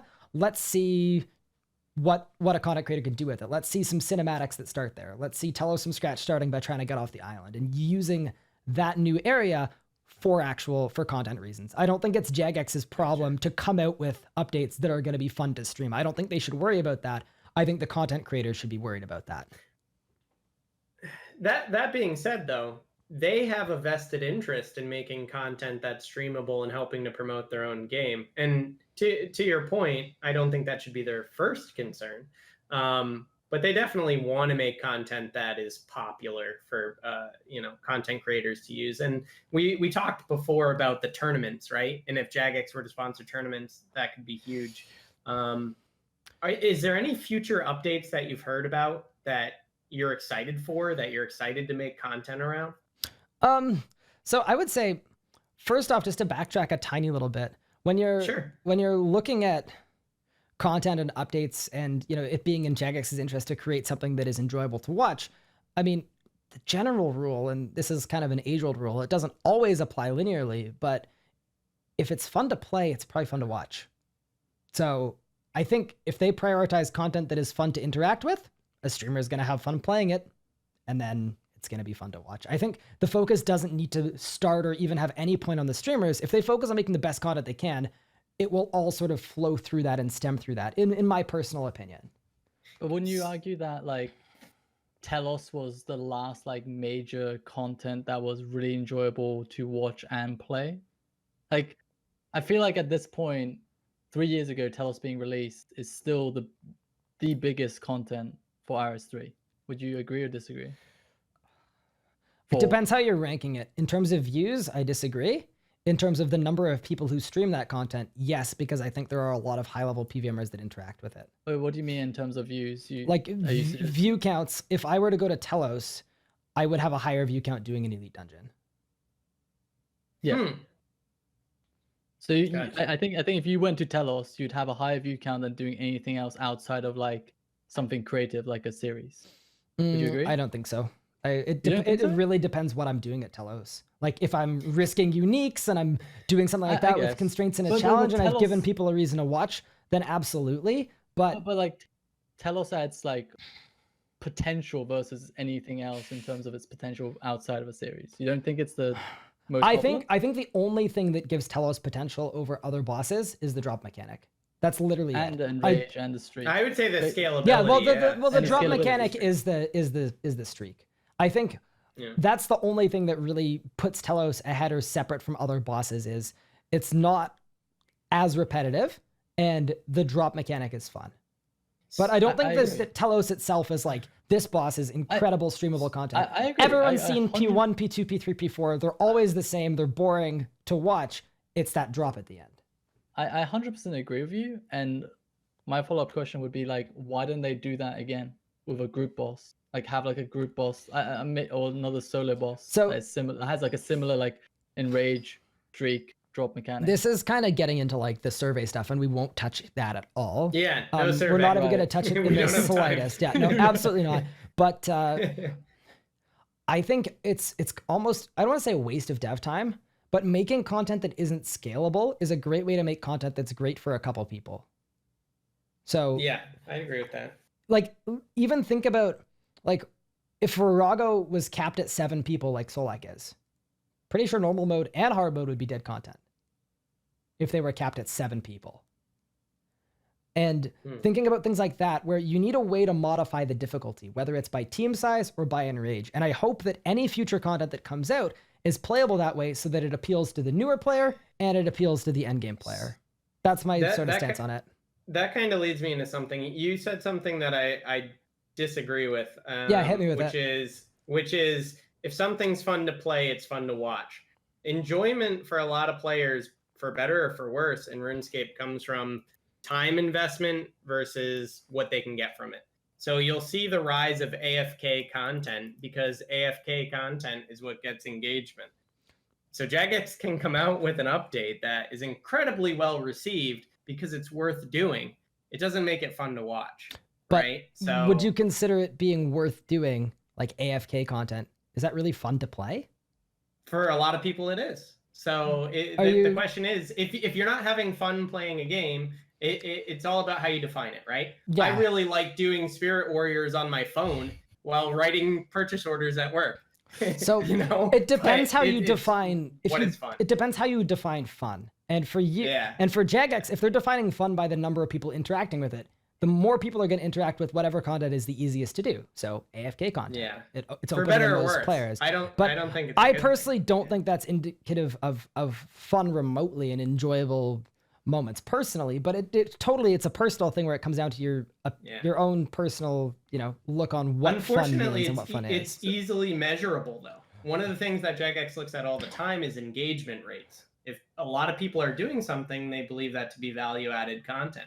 So it's tough to say that something that's more streamable is more fun or vice versa, because something like Telos, less people are going to do Telos than AFK Slayer, right? But does that make AFK Slayer more fun to watch than Telos? I think the answer is no. Make it a more valuable piece of content. Yeah, exactly. What's more valuable? Yeah, and I don't know. I will redefine fun for me personally, just to backtrack to my earlier point, where fun for a streamer, I'm pretty sure if you're watching a stream, you can tell if the person doing it's having fun. They're laughing, there are things going on, there's commentary, like you're engaging with the content and the content is engaging back. And for me, that is what personally makes content fun to me. And that's why a boss like Telos is fun to watch and fun to do for me. It kind of feeds out of the engaging nature of the boss encounter. But I totally agree that Jagex's metric on that is going to be completely different from my own, because I'm a player, I'm a streamer, I'm not looking at the the numbers and the engagement metrics. So how would you recommend that they look at quantitatively what content is good, what content is value added, other than how many people are doing it? So I think that's the biggest problem they have right now, personally. This is, and I think part of the problem with that too is then they've got the investors who are looking at it as well, and they're using the player numbers, which is why, once again, just to bring it back to that, you have a DXP weekend right after Anachronia comes out. It's so that they can go, look, guys, we released Anachronia, and now people are playing the game. And to see Jagex having to do stuff like that to like finesse, not to finesse their investors, but in order to get funding for future updates, a little concerning, in my opinion. I agree. But ultimately, there are definitely worse metrics you could go off than, how many players are playing the content. But this is not a good solution, but literally number of clicks would almost be better than the number of people who are engaging with it. So you want Fishing Frenzy and Charm Sprites to be the intensity level for all content that comes out? Well, if people are willing to do intense content, I don't want to frame all content like that at all, but if people are playing intense content, that should be more, someone doing Telos should be more valuable in Jagex's eyes than someone who's moving their screen once every 5 minutes. Those should not be valued the same as one-to-one. They can't be. Gotcha. Yeah, he didn't mean like what's more click intensive, it's like what is clicked more by players in the game. Yeah. Basically. Gotcha. So if people aren't doing Fishing Frenzy, even though it's really intensive, and no one's doing it, it's still 0 clicks. Yeah. That's exactly what I kind of like that, but I don't know how can they do that. And they definitely can do that. They absolutely can. I mean, there's no perfect way of doing this. Let's be real. Right? No. That's why I was just asking. What would you recommend? Yeah. Because we know they use engagement. Right? The amount of players they engage with, the amount of hours that's spent on it. Having like player to JMod interviews. Like none of these are perfect. Yeah, chat's gonna have a field day with that one. But wait, what what I said. With clicks in terms of over number of people engaging with it. I like the idea, but actually. I never thought about it. The honest answer is Jagex has their own in-house analytics. They have all the info, right? They have this information. So shouldn't they be paying someone to figure it out? Like they should have someone being paid to figure out how to best use that data to engage. But anyway, that's what I would say. Also, you guys are lagging a little bit and it's maybe a little concerning. Oh yeah, I did notice that. Was that just Discord or was that me? I thought it was just me. It's just Discord. Let's see if it fixes. I think we fixed it. All right, we're good. We out here. All right. Keep it rolling. So speaking of like, you're gonna do it? Okay. Well, I was just gonna keep going. Well, I was gonna skip the number 6 and go to. No, I think number 6 is important. Okay. Go do you think Jagex have? Oh, go ahead. Do you think Jagex have provided enough support for content creators like Lucescape? And what can they do to support content creators outside of creating content around? This is a tough one for me because I want Jagex to support streamers. And I think it's detrimentally important that Jagex keeps streaming in mind and doesn't forget about the content creators. I think it's important there's a dialogue, but I do get very tired of streamers going, Jagex didn't put out a good update for me to stream. Streamer, that is your job. Your job is to figure out how to make this enjoyable. The same way you harp on Jagex to do their job, you need to do yours. Yeah. So absolutely Jagex could do a better job coming out with content that's like super exciting to stream and, and make it enjoyable and playable and everything. But I also don't think it's necessarily their responsibility to make sure that every streamer is, regardless of what they're putting in, getting out exactly what they want. That's sort of my take on it. Speaking of creative content, keep going. Yeah, go for it. Oh, I was gonna follow up with question 9 if you don't mind. So most content creators for other games just play and that's it. RuneScape is one of the only games where content creators have to be inventive in the content they make. Do you think that vanilla RuneScape is lacking, or do you think that content creators from other directories are missing out on an opportunity? So here's the thing. If you look at a game like Minecraft, as an example, there's a lot of creativity in that. Right. The content creators who are really like blowing up through the Minecraft, I'm pretty sure they're not just, hey guys, today we're playing Minecraft. But that's Minecraft is a more of a sandbox game than Okay, that's fair Yeah. enough. I guess different so games. if you look at, have- like- let's I'm look at looking another at, one. like, Yeah. like World of Look at like Warcraft and stuff. Destiny People- or World of Warcraft. You know, why don't we Yeah, look at people old just- school? Why don't we look at old school? That's probably better because Well, Well, no, there's- because old I school think is old- RuneScape. I think old school is RuneScape. has the same format as RuneScape, where a lot of content creators have to will go out there and get creative. Whereas like games like World of Warcraft and like almost any other MMORPG, they don't really have like a series. They're just playing the game. They're playing the new end game content as it comes out. That's the content that people So, like. Are you looking at the top streamers or like the middle people coming up? Because Mostly to the me, top streamers. I would not be able to compete From others. with a massive World of Warcraft streamer by just playing World of Warcraft because who's going to care about me? No. What Omid is saying is for World of Warcraft, the top streamers are just playing like new in-game raids. Yeah, And so- for RuneScape, people are more inventive in doing these abstract series where they set their own restrictions. Yeah. Do you think that World of Warcraft could benefit from doing So, these I need to self-restrictions? tie things together a little better. Once you've established yourself as a massive streamer, I think your content is as important as your personality and people knowing you. So I think if you look at someone like Bodhi, for example, who I love the guy, I've got a ton of respect for him. At this point with his stream, he can, he's got a hardcore, people are invested in watching it. People, I will back to my big golden rule of give people a reason to watch you. Here's my reason to watch Bodhi. It's Bodhi. And when you're coming up on Twitch, you don't have a reason like that. No one's going to watch you if no one knows who you are, unless you're giving them a separate reason from that. That can't be your reason to watch your stream when you're coming up. So I think if you're coming up in World of Warcraft and you're trying to, you need to give people a different reason to watch you, or you're just not going to grow. Well, the thing is that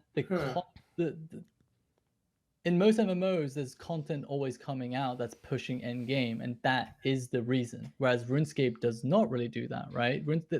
Like, when did we last have a end game content? I guess you'd call ED3. ED3? I would say ED3. Yeah. I would call ED3. I would call it. Really?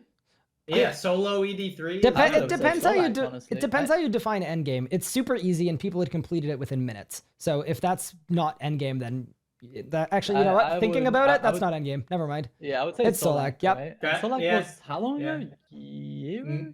May of last year. Yeah. So Yeah. that's mainly what I'm trying to get at. Is that in most games, like imagine if you had Solak every 2 months. You probably don't even need to like content create much. You just like That would play the definitely, fucking- yeah. you just play the content and maybe do some challenges around it, but you wouldn't probably have to put in the time and effort to create a huge series on something. That's very true. Yeah. But then again, are those people missing an opportunity by making series like Tell Us from Scratch? I Because think most content creators don't put that much effort into their content, like most of the MMORPG streamers. I think creativity carries a lot of value. I think creativity is a fantastic way to differentiate yourself from everyone else who's effectively playing the same game with the same face cam and the same microphone and the same skill set.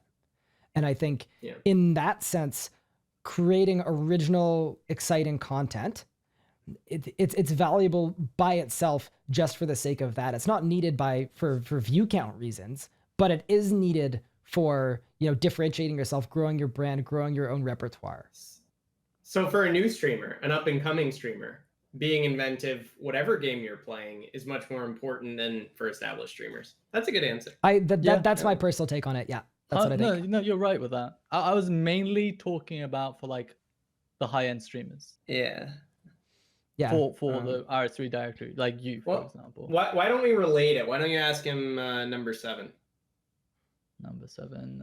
All right. So where do you go from Tell Us from Scratch? So you basically took one of the most popular bosses in the game, let's say the most popular, and one of the most popular series types that's ever been related to RuneScape, which is from a Scratch series, and you combine them and you put so much effort into everything. I didn't want to get into specifics because I felt like I list a bunch of things. But so where do you go on from here?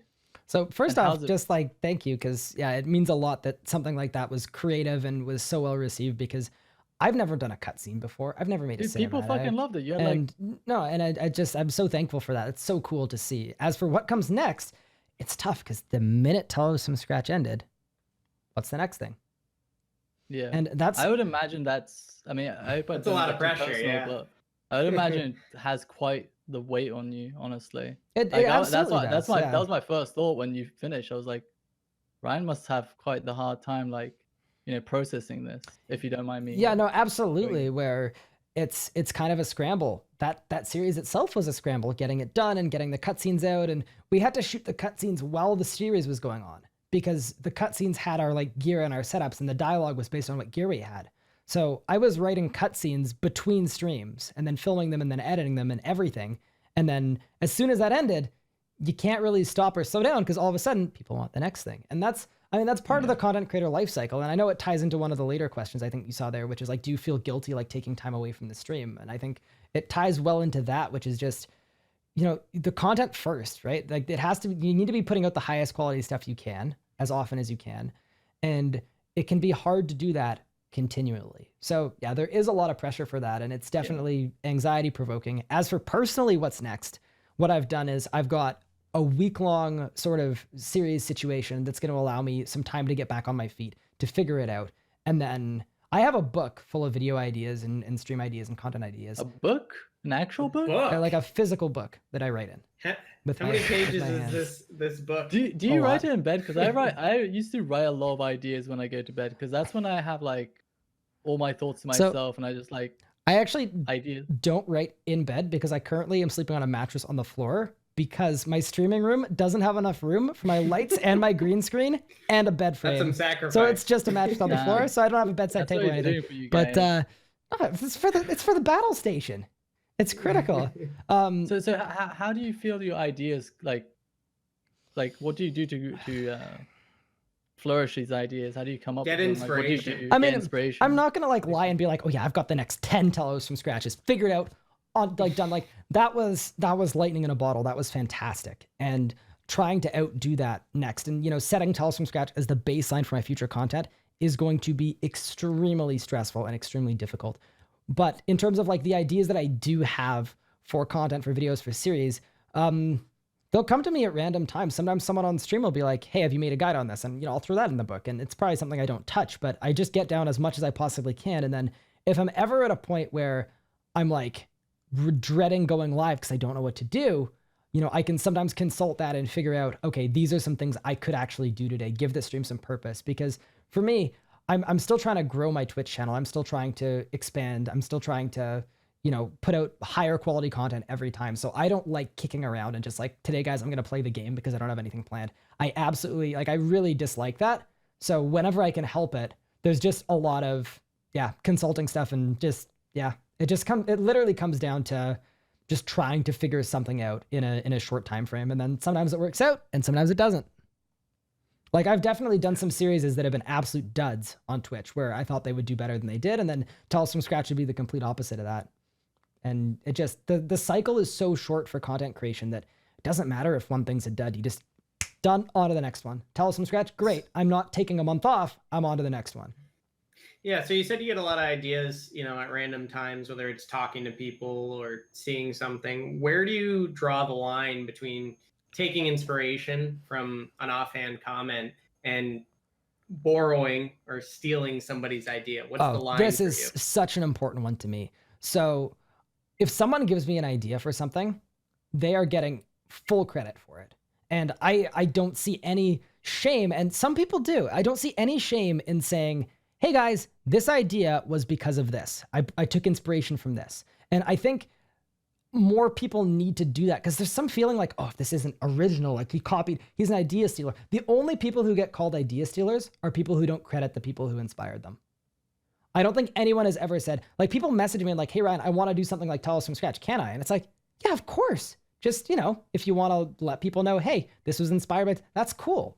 And I am very careful to do that as often as I possibly can where, and obviously there are moments when I slip up. Like I have an editor who occasionally helps me with probably 1 in every 10 videos. And I think my editor, she's probably made 5 or 6 videos on my YouTube channel. And there was one video where I forgot to credit her in the description. And I felt terribly, but you go back and then you fix it and you make it right. And obviously it's not a malicious thing where I think there's no ill intent. So I think idea stealing is, it's people with egos and it's people not wanting to admit that they had help, which is like for me, honestly, if I did a series that was similar to something someone else did, even if it wasn't inspired by them, where I haven't even seen theirs, I know they've done it, why not just say, yeah, this was inspired by that? That's sort of the approach that I take. That's a good point. Who cares about you really phrased it. I mean, well. I'm not saying it's right. I'm just saying that's the reason they do it. They want to get the praise. I find that super disingenuous. Like personally, for me, I don't care about. I don't want to get praised for my content. I want longevity. I want to keep making the best content I can. So I'm not trying to come out with something and be like, this is the best and this is mine. I'm coming out with something. I want it to be the best video. I don't care about the idea. I don't care about any of that stuff. If it came from other people, then the people watching will know that it came from other people. I also think that gaining inspiration from like other content creators is totally fine. The only time that I would draw a line is when they are basically word for word copying, or like, for example, they take your Tell Us From Scratch series and take like every specific rule word for word and copying it. I think that's when I would have an issue. Would you have an issue with that or no? If they talk to me and they say, look, Ryan, I loved your Tell Us From Scratch. It was super inspiring. I want to do something really similar. Would have a different storyline, obviously. I'm not going to copy your dialogue, but it would be the same premise. And they come forward and they say that they're going to credit me and they're going to tell their viewers that this came from my idea and it's brought on by it. I honestly don't have a problem with it. When it turns into, and people like talk about the challenges, because I think Cash and I were some of the first people recently with our Araxor from Scratch challenge. And then people took note of that because that challenge did really well about a year ago. And then what followed is everybody started doing challenges. And I'm not out here like, oh, I copyrighted the word challenge. That's mine. That's mine. That's mine. Other people did. I think someone else did a challenge as a race to a Nox weapon. I didn't get I didn't get one iota of credit for that. And I don't think I need it. It's a challenge. It just becomes a thing. Like there was a time when Iron Man wasn't an official game mode, right? And nobody copyrighted being an Iron Man or playing a self-restricted account. So I think it is important that the game grows, whether or not you get credit for it. But I think you made a really good point. Is it doesn't cost you anything to say somebody inspired me to do this. Exactly. Or watching some video inspired. That's 100% what it is. And to me, why wouldn't you? Like, I think it gives you more positives than negatives, honestly. If you absolutely. Like, does it make me look weak to say that Araxor from Scratch was? I hate that mentality. Was related to Rune Shark's Godsword set from Scratch.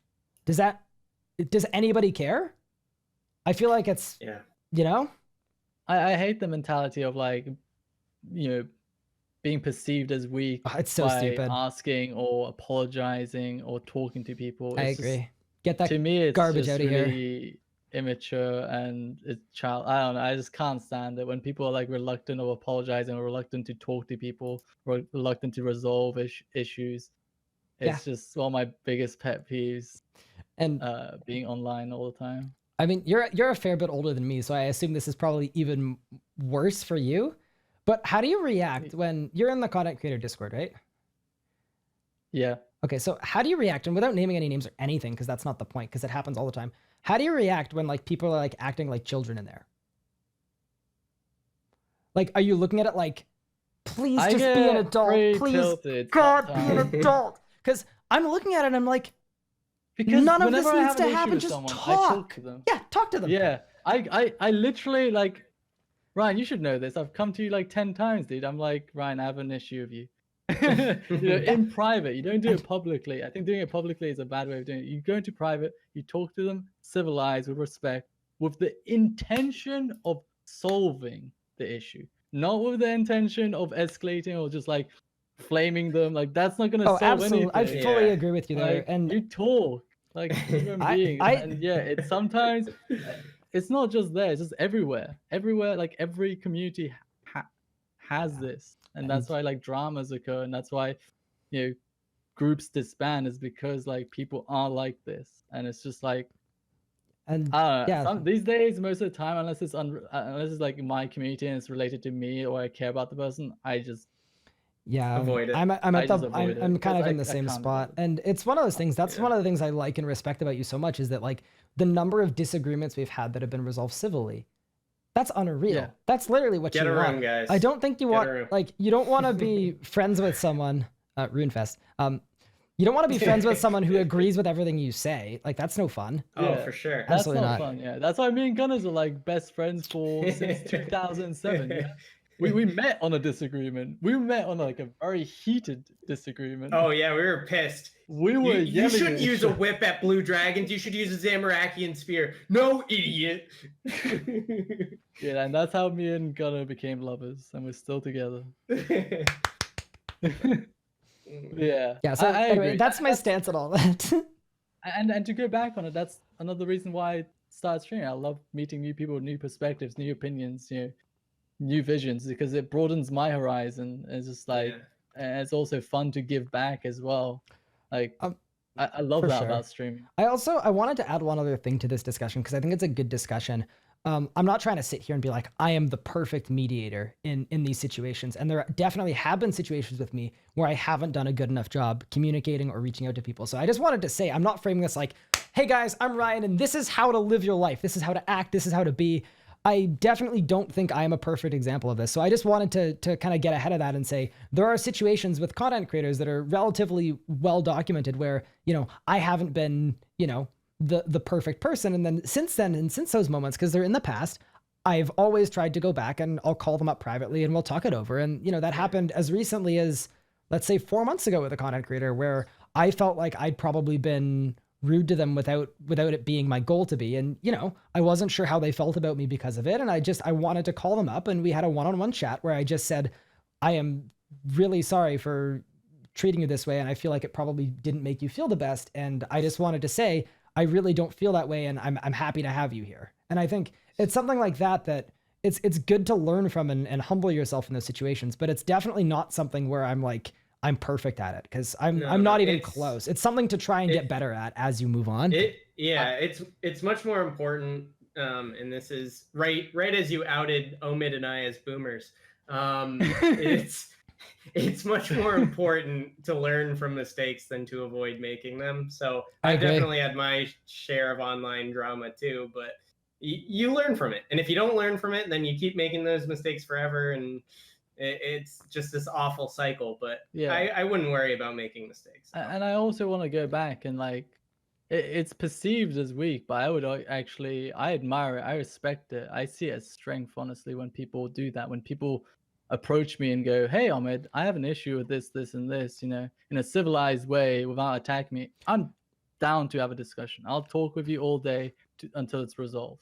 Yeah, I honestly, I respect that so much. And just as an open thing, if anyone has an issue with anything resolving me, or you feel like I gave off a vibe or whatever, it's definitely something where like my DMs are open, and I'm sure Omid's the same, where it's like, I would love to talk it through with you, because 100%. if I wronged you in some way or I messed up, like I want the opportunity to, make it up to you and explain my reasoning. And then, hopefully we can end up friends at the end of it. I had a message 2 days ago where someone resubbed and he messaged me and he was like, hey man, I just like wanted to make sure you were like cool with me. Cause like when I subbed, like you weren't like that excited about it. I just wanted to make sure like you didn't hate me or something. And I was like, oh my God, thank you so much for writing me.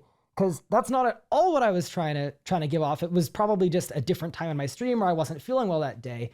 But if that person doesn't message me there to talk about it with me, then that person is then going on thinking I dislike them for a long period of time. Yeah. I mean, sometimes streamers will have like bad days and being like, maybe they'll be tired, they'll be in a bad mood, but I will never put myself, I will not like put myself out there in a way to please people. I put myself out there in the best way that represents me. And sometimes when I'm tired or when I'm grumpy or when I'm dealing with disconnects and gonna, how the fuck, are you fucking serious, dude? You gotta give him the fucking prime? You don't get it this month. Sorry, Omid. Holy shit! I was trying to keep my cool. I'm slipping into your DMs with my fucking issues.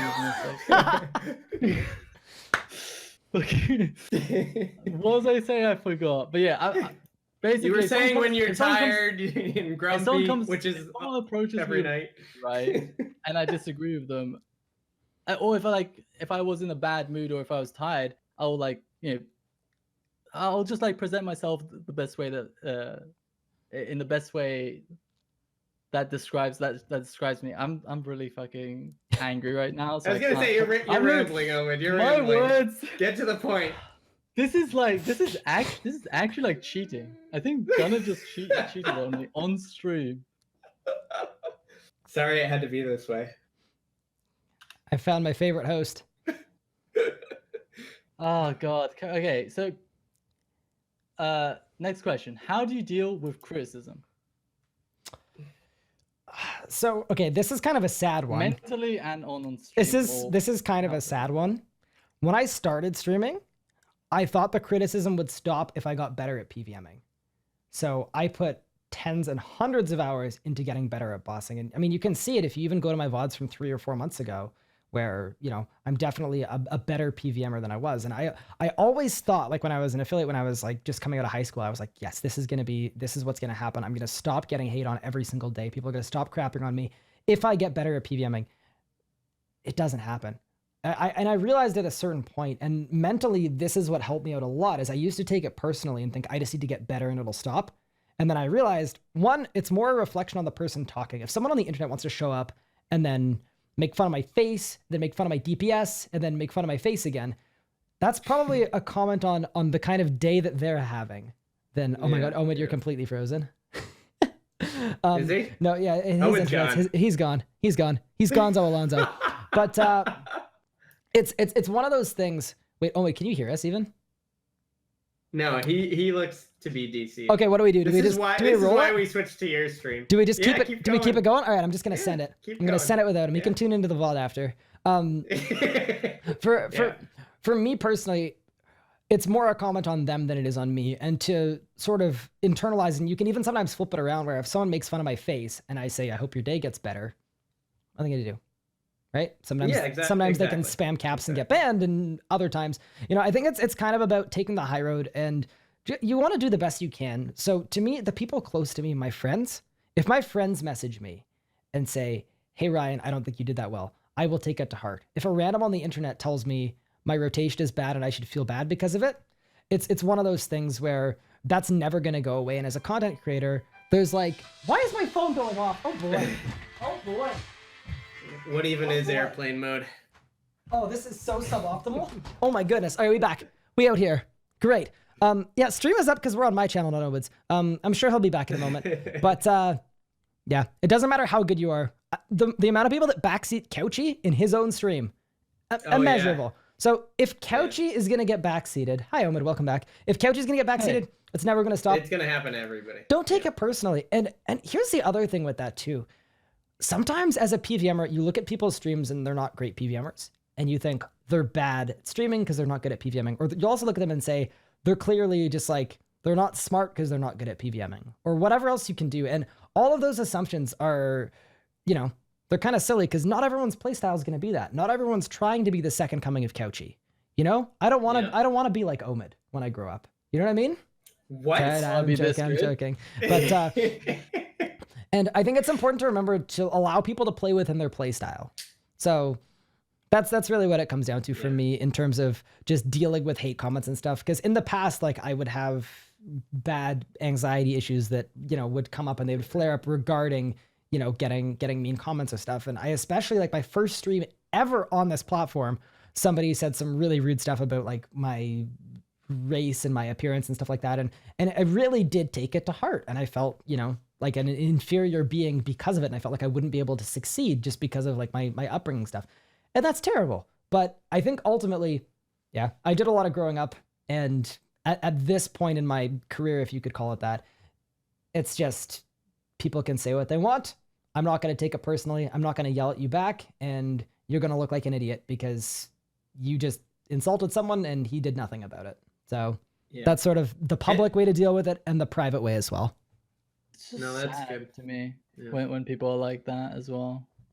And most of the time it is like elitism without them actually knowing what they're talking about though. I think generally most of the time it's just clueless backseating and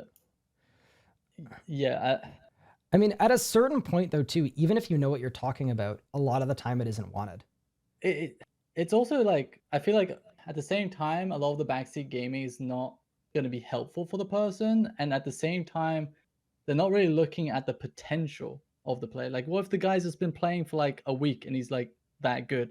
Yeah, compared to Couchy, he might be shit, but like compared to like considering how much he's played, he might be like godlike. Or to Ryan's point, if he's paying attention to chat and doing, 95% optimal DPS rotation, that's what he's going for. He's not going, to optimize with flanking switches and I've get said the Deno this in there and everything. Yeah, I've said this since I started streaming. I've never tried to be the best PVMer. I'm not trying to be the best PVMer. I'm trying to be the best streamer.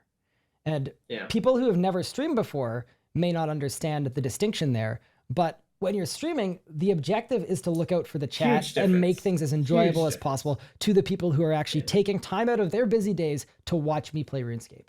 And that is going to be my objective. And for most streamers, especially if you see someone coming up who's like literally just sitting there auto-attacking without a revo bar on or anything, their focus is clearly not killing the boss. They might say like, hey, my goal is the Warden title. I want to work towards it. But their goal is to stream their progress to the Warden title. It's not to quickly watch a 4-ticking guide, smash that out, switch up all my keybinds, and then get the Warden title. It's to stream it and show that progression, that adventure, and experience it with their viewers. Very different thing. Yeah, so a good point that was made, and kind of a saving grace of this this whole criticism being levied by randoms in chat, pretty much, is those aren't the people that you're going to interface with the most. They'll be different every time, right? And if you ban somebody from your stream or you kind of shut that down, those people aren't the ones that are there every day. And so like one of the things that we talked about earlier was what makes streaming enjoyable. And at least I know it was for me, coming in and having the same couple dozen people or whomever every single time. Those aren't the people who are coming in to backseat and criticize. That's going to be a different person every single time, and they'll do it once and then they won't care. Like they're just saying it for their own benefit. So it makes it a little bit easier to ignore and to avoid if you know that these people just exist. Those aren't who you're streaming for. You're streaming for the people who enjoy your content. That's like a perfect way of putting it, and something that I've gone back to in the past that you've now reminded me of, like, really good timing. Focus on the people that care about what you're doing and care about you as a person. I think as soon as you shift your focus to what other people are doing or how other people think that aren't part of your community, you're already losing. And people look at those like streamer beefs where, if I'm in an argument, a hypothetical argument with Omid over there, right? And we both stop focusing on our content to start focusing on what the other person is doing, we've already lost. We've both lost. There's no winner there. Everybody loses because you're getting lower quality content. You're getting stupid drama back and forth. Great. The view numbers are high because you're in this drama cycle, but no one's actually getting anything long-term out of it. And it's against Twitch US to talk about streamers who've been banned, so I'm not going to name any names here. But if you're a streamer who frequently, got their come up through drama, it's very difficult to go back to not doing that sort of content because that's what your community is used to and that's what people want. So then you get into the situation where creating this drama becomes what your community is actually looking for. And at that point, it is very, very difficult to switch gears and rebrand because you've kind of put yourself in a box unless you are willing to say, you know what, guys, I know this is who you wanted me to be. This isn't who I am. And that is difficult to do. Yeah. Yep. So I want to ask one more question, if that's okay. Yeah, is that absolutely. Okay, yeah, that's okay. Okay, so how do you, this is going to be probably one of the hard ones. So how do you manage your real life commitments as well as content creation? Do you feel guilty if other passions, for example, maybe traveling the world, keep you from streaming? That's a very hard one. I think guilt and streaming, for me personally, it's pretty much constant in terms of I'm not streaming enough. I slept in today. I didn't get enough sleep last night. I haven't planned this out enough. And I think it's something that over time, I see a lot of streamers kind of evolving and getting better at taking time away. but streaming is such a constant thing that I probably go live 340 times a year. Because and a lot of that is I love streaming. It's my favorite thing to do. I miss streaming any day I'm not streaming, but there's also that constant pressure of being there and being on your A game constantly. That is, it's definitely difficult to navigate, and it's something that, you know, it's hard to prioritize other things in life. Like when you're a full-time content creator, it kind of takes over a lot of the time. And I think the reason for that is I've gone full-time now. I've been full-time for 6 months. I am trying to do everything in my power to make sure that this is going to be what I can do the rest of my life. And if in a year's time I wasn't able to stream because I was half-assing it, or, you know, taking a lot of time away, might be better for my mental state, but I would still not forgive myself for letting that kind of an opportunity go away. So I think it's kind of a unique situation that it's probably difficult to understand if you're not sort of right in the middle of it. But there is so much importance to being there every single day and being there constantly. And it's so, you know, it's literally linear. You take a week off, and then 3 weeks after that, you're now not gaining any subs for a full week. Your sub count's going to drop. So it's just, yeah, it's part of the machine, and it's part of how Twitch is integrated. But I think handling it personally is something I don't do very well. Do you feel that, and this might be in your personal life or just what you've noticed when interfacing with people who don't understand that commitment? People say like, oh, you should go get a job, right? You're just playing games. You should go get a job. I don't think a lot of people, again, as you said, unless you're involved in that level of dedication, it is a job. It totally is a job. And it's a job that is rarely 8 hours a day if you're going to do it hardcore. Hard job, honestly. It can be 16 hours a day. Not only does it take a lot of your hours, it takes a lot of mental, and you have to be creative on top of that. You're in public too. If you're a public figure, if you're working in an office, there's nobody there criticizing your every step. So do you deal with that a lot? Have you dealt with that? Again, either in your personal life, or what do you see as the big problems with why people say, oh, you're just playing games? So the you're just playing games thing. The best way I've explained that to like family members who wouldn't understand, and a lot of my family members look down on what I do. And to me, so my background is psychology. So I've almost completed a full psychology major as my undergrad. And if someone doesn't take the time to learn about my stream and what's going on with it and how it works and the business side of it, and then they're saying you just play video games, that's a reflection on them not caring enough to ask the right questions and get into it. So I'm not going to focus on that crazy aunt who thinks I should get a real job. I don't care about that. But if someone wants to, you know, talk about like my, you know, bottom line and what my business model is and my marketing and all that stuff, and actually talk about the business side of being a content creator, absolutely, from an informed standpoint, I'll have that conversation. So that's something I had to do with my parents a number of times when it was go to school, get a job, all that stuff, which, you know, I did. I worked a real job for a long time, a real job. And yeah, it's definitely what I would like to, or sort of what I normally do, like for that crazy aunt, is next time she flips on a sports game, hey, why are you watching soccer instead of playing it yourself? Right. That's Twitch. That's what I do for video games. That's why people would want to watch me instead of just playing a video game. It's effectively, that's the closest real world comparison I can come up with. Are you calling yourself an athlete? I think that's what he said. Yeah, that's what I think he said he's basically an Olympian. I am an Olympian. Damn, dude. Yeah. So yeah, I 100% agree. That's how I would explain that. And then circling back to like the real life situation, I'm surrounded by people who are generally at this point very understanding and very supportive. And I think good communication is very important. Like the RS Grill is an absolute all-star in terms of like, I told her, hey, tell us from scratch, these are the hours it's going to be in. She offered to help out, and she actually voice acted in one of the cutscenes. And then, you know, it wasn't something where she was nagging me to like, oh, get off that computer and everything, because she understands what it's like to be where I am and doing what I have to do to perform the way I need to. So I think really you need to try and surround yourself with people who are supportive. Obviously, I'm sure my parents aren't happy. Like I don't get to see my mom nearly as much as I would like to. I don't get to see my brother nearly as much as I would like to. But it's something where, you know, I try and be accommodating, and then they try and be supportive of it as well. Where it's you have to achieve your dreams. They need, like, surely they understand that you're trying to, Yeah. I mean, I assume streaming is your dream because you said you want to do it for the rest of your life. Yeah. You want to build it too. So I would imagine they would understand that sacrifices need to be made in terms of like how much time you get to spend with them. Absolutely. But also it's good to know they're not just like yes people. Like the RS Grill will literally call me a big idiot if I'm trying to do something too stupid. Damn. And that's really important. That's some harsh language. Okay, I like her. No, to have someone to keep you in check if you have a bad idea. Like, I don't know, a forfeit of getting a tattoo, for example. Having someone around to be like, hey, that's pretty stupid. Who would do that? Yeah, I can't think of anyone who would do something like that. That'd be really stupid, right? But me saying there are times where I've wanted to do 12 hours a day for a month just to see if I can do it. And having people saying, hey, Ryan, you're an idiot.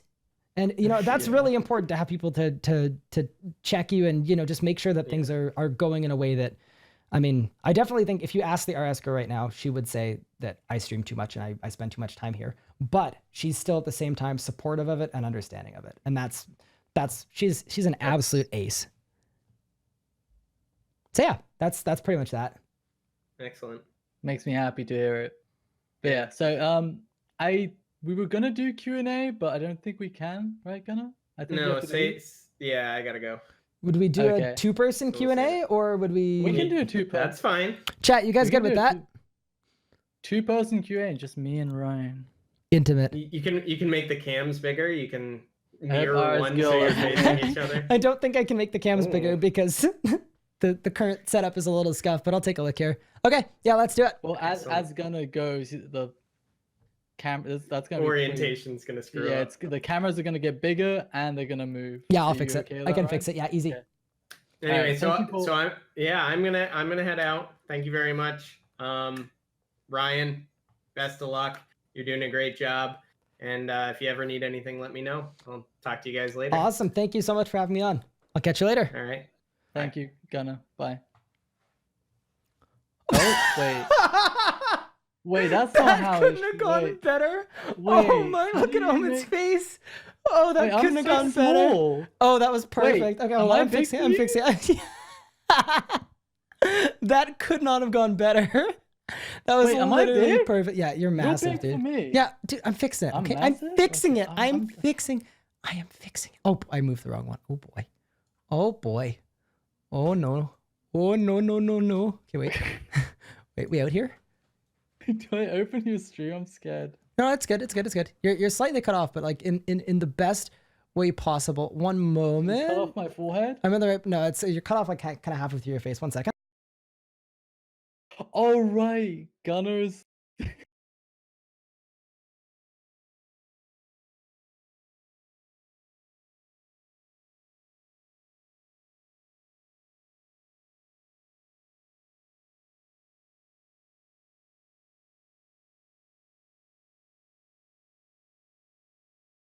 Okay, sorry. We're back. Had a minor emergency situation. Chat, we're gonna play a game here, and it's a game. I'm cut off really hard. I'm fixing it. Wait. I think you're gonna have half. Fixing it. Don't you even worry. And Gunnar's still there. That's perfect. Okay, cool. We're fixed. Okay, we're all good. Chat, we're gonna play a game. It's a pretty dangerous game though, so be very careful. And wait, do you know what the game is? The game with the chat. If chat hears a doorbell, I need them to tell me. But then if it's like less than like 50 people saying doorbell, then I don't believe it. So that's how this is going to work. That's the game. Into the Q&A. Omid, take it away. Okay, so normally we'll do a Q&A in Discord, but since we're on Ryan's Twitch, we're just going to do it in chat. And me and Ryan are both going to pick out questions that are either interesting or related to the podcast. So anything content creator related, anything Clan Cup related, anything regarding September BTS. Please don't ask questions about the survey. We're not doing anything about that. But yeah. And Ryan, if you see anything good, feel free to pick it out. Omid, why are you so cute? I was born this way. Right. Why are you waiting for the doorbell to ring? Family emergency. Yeah, so we'll wait a couple of seconds and see. Ooh, what do we want to see in the next PvM boss in terms of mechanics? That's a question from CK. Can I go? Yeah, go for it. Okay, so I think that the next set of PvM mechanics for the next boss need to require enough like coordination and teamwork to force people to actually use voice chat to do it in the most efficient way, right? In most games, to actually coordinate things based on RNG, right? For example, an example would be, imagine Viraga, right? Imagine the bomb tank isn't decided by who is the furthest away, but it's decided on the drop, right? Obviously, that doesn't need any kind of coordination, and it gives you a lot of time to react to it, right? But it's still an RNG aspect that can be reacted to and can be coordinated, if that makes sense, right? So I would want something like that. I would want something to like essentially enforce communication. I So nothing specific. completely agree with that. Where like I wasn't gonna go into specific mechanics, like oh I need there to be anima crystals or whatever. Like I think that's all kind Anima of or crystals. whatever. I Yeah. personally think, you know, having freeform roles is interesting. I don't even need that. I'm so open and easygoing. I just need it to have some form of enrage or combat difficulty. And mechanically, I don't care if it's stuns. I don't care if it's something completely crazy you've never heard of. So long as it's fun, I'm down for it. So let me give you another example. Is that imagine Solak, right? Just use imagination for this, right? Imagine Solak, you get put into a shadow realm and you see something in the shadow realm that has a lot of variation, and you need to communicate that to the rest of the team to do something to get him out again, right? You wouldn't be able to do that efficiently through typing because it requires so much like information that it'd be better to just do it through voice, right? Or maybe like an evolving thing that they're seeing, like it's first like a square, then it turns into a triangle, then etc. Like it'd be much quicker and oh, go ahead. It'd just be much quicker to do it through voice and much more like efficient. It would be less confusing as well. As much as I like mechanically that sounds like fun, I find it I don't think it would be something Jagex would want to implement because they probably want bosses to be accessible, and that's another step in terms of making things inaccessible. Of oh, now everyone on the team needs to speak the same language or whatever. So I think they would need to actually have more ways of communicating than just voice chat. But if they can sort that out, then yeah, totally cool. I can understand that, but that's just what I want personally. Like something that requires so much teamwork, so much coordination that voice chat is essentially a requirement. I agree. Let's rapid fire some of these. I think they will release an Anachronia boss? Yes, I do. No idea what it's gonna be, how it's gonna work, but there better be one there. It just makes so much sense with lore and Kerpak and everything. It's gonna happen. Do you think it's gonna require the tier 3 meat? No, I don't. I was hoping you just say yes, so price manips and I could sell my 100 mil worth of meat. No manips here. Would I like a True Trim Cape to be added to the game? Rapid fire? I don't care. What about you? Super fast. Oh, yes, but not exactly. Okay, fair enough. It's hard to answer that one. How is Dragonseance so still? He's actually he had to stare at Omid and I full screen, and he literally just froze him. Kind of like a Medusa situation, so it's pretty unlucky. I like this question a lot. Luke's asking, thoughts on needing 12 button mice and foot pedals to compete at the very top of PvM?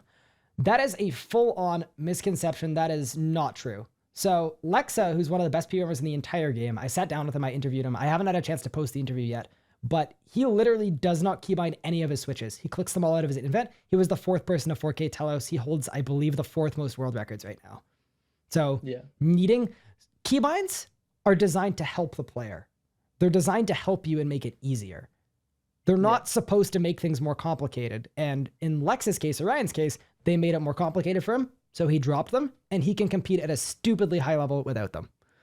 That's what I thought there. Go ahead. And I think I think the game has been developing a lot in terms of mechanically. So like you requiring to do more inputs and such, and more switches, etc., to be optimal, right? Yeah, of course. And I agree that you can be really you can be basically up there without a lot of these features. But I think the game should go towards more like knowledge equating to power rather than just how many buttons you can press. Because RuneScape, it sounds crazy, right? But RuneScape is extremely mechanical compared to most MMOs. It's probably one of the most mechanical games I've ever played in terms of like your input timings and the amount of inputs you do. Like It's kind of crazy. It always sounds like humorous because it's RuneScape, but it's just the reality of it at the very high level. Yeah, fair enough. Do you think content creators should be more involved in updates? Super quick, I don't really care. I personally think the more content creator involvement, the better for the content creators. Is it something that I think Jagex and their big company, they should focus on making the game the best game it can be? If they're putting resources into involving us with subpar updates, I would much rather them cut us out of it and actually make some good stuff.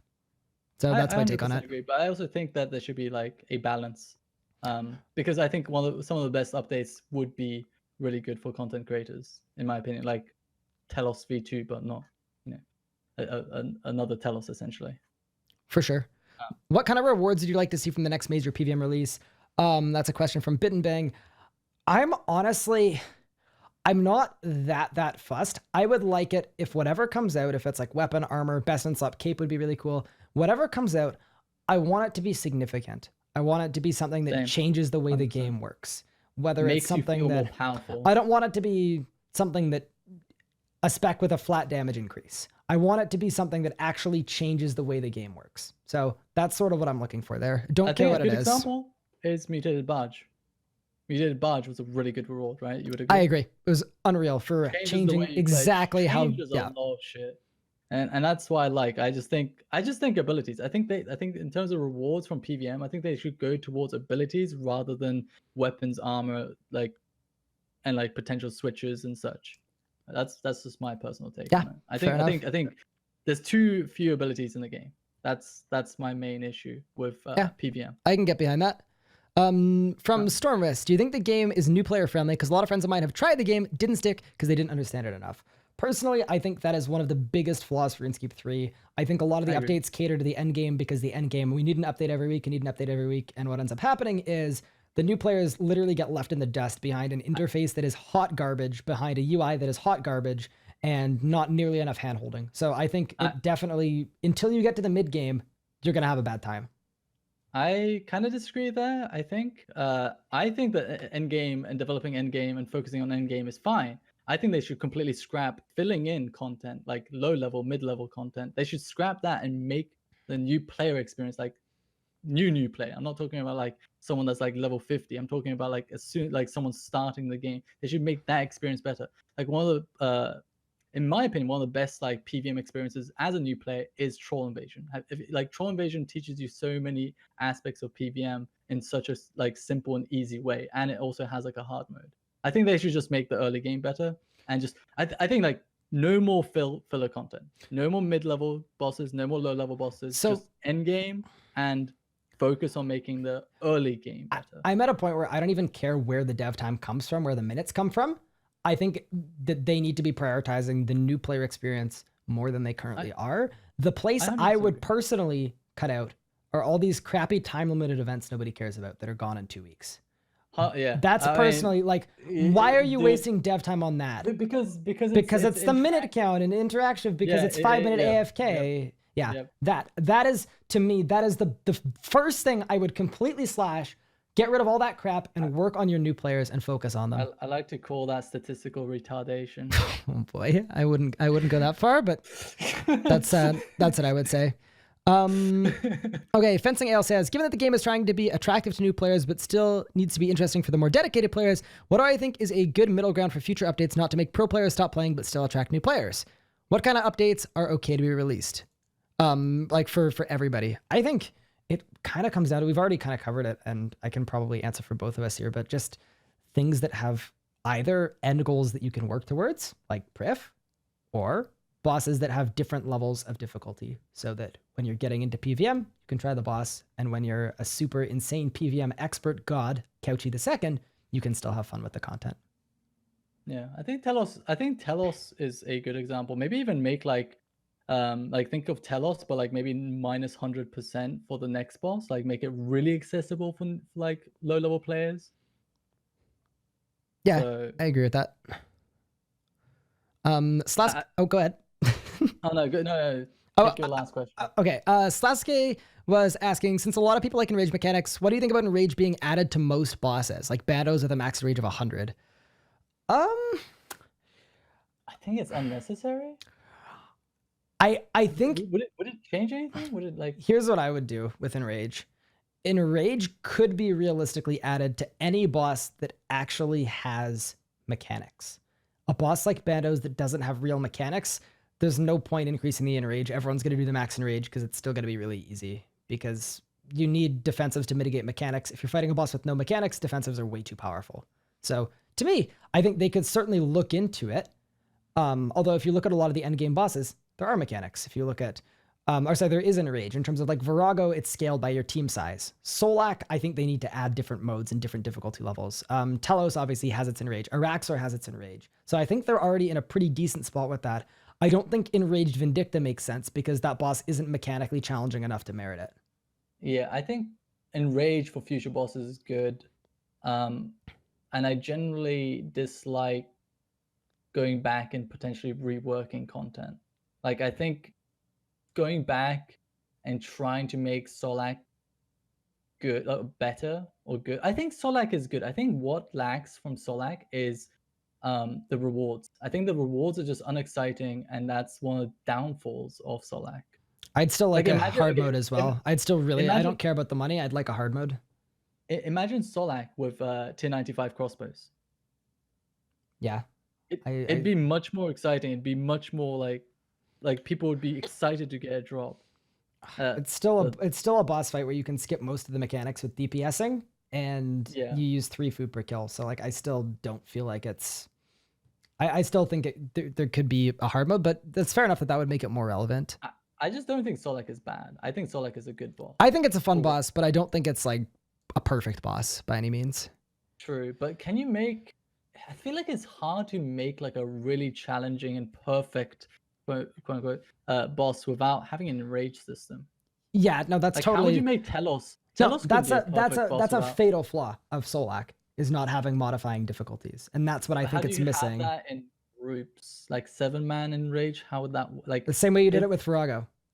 They wouldn't be able to they wouldn't be able to have streaks, right? No, but you can do it the same way you've got Virago, where it's scaled to 7-man, but you can do it with 5. Like you could do 7-man Solak with 5 people, and then you would get 7 drops. I see what you're saying. I see what you're saying. So you get increased reward for having a harder boss fight. Oh, okay. That's what I'd want to see. I thought you were talking Enrage being implemented into Solak. No, I didn't mean in that sense. I just meant a difficulty modifier of some kind, whether it's by team size or anything else. Okay, here's an idea I had like a few days ago. Yeah. How do you feel about like sacrificing certain materials or ingredients or items to get a more difficult boss in some way, like modify a boss for 1 kill and getting greater rewards? Like, for example, make Solak do like 3 times more damage, make Solak like spawn twice as many of those explodey balls, or like make Solak spawn only 1 of those golden shields, etc., etc. I mean, that's effectively hard mode. I think it's fine. Yeah, but like I'm saying, like you customize it exactly how you want, and you get more rewards for. I don't like that. You don't? I don't, because what's going to happen is you'd have people optimizing it and then figuring out the meta of these are the best settings to get the fastest kill time, and then what you'd end up with is a boss that no one actually did on the normal setting, and then everyone did on one specific set. Well, no, no, I'm fine with no one doing it on the normal setting, but I think it'd be completely dependent on people's playstyles, on people's abilities, on what is the best modifiers. Yeah, but I mean, in the end game, you'd get a set of people with very similar modifiers. No. On the end game, yeah.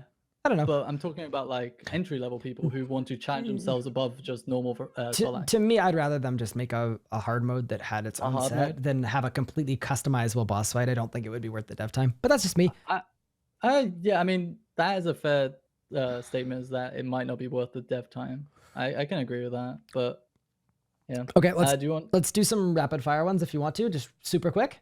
If you've got a couple minutes. Okay. Goodwill saying, should they make Legacy more usable on bosses like Telos so that they can have an easier time getting a feel for the boss? Absolutely not. Rotations are super easy if the actual game gave you the slightest amount of support.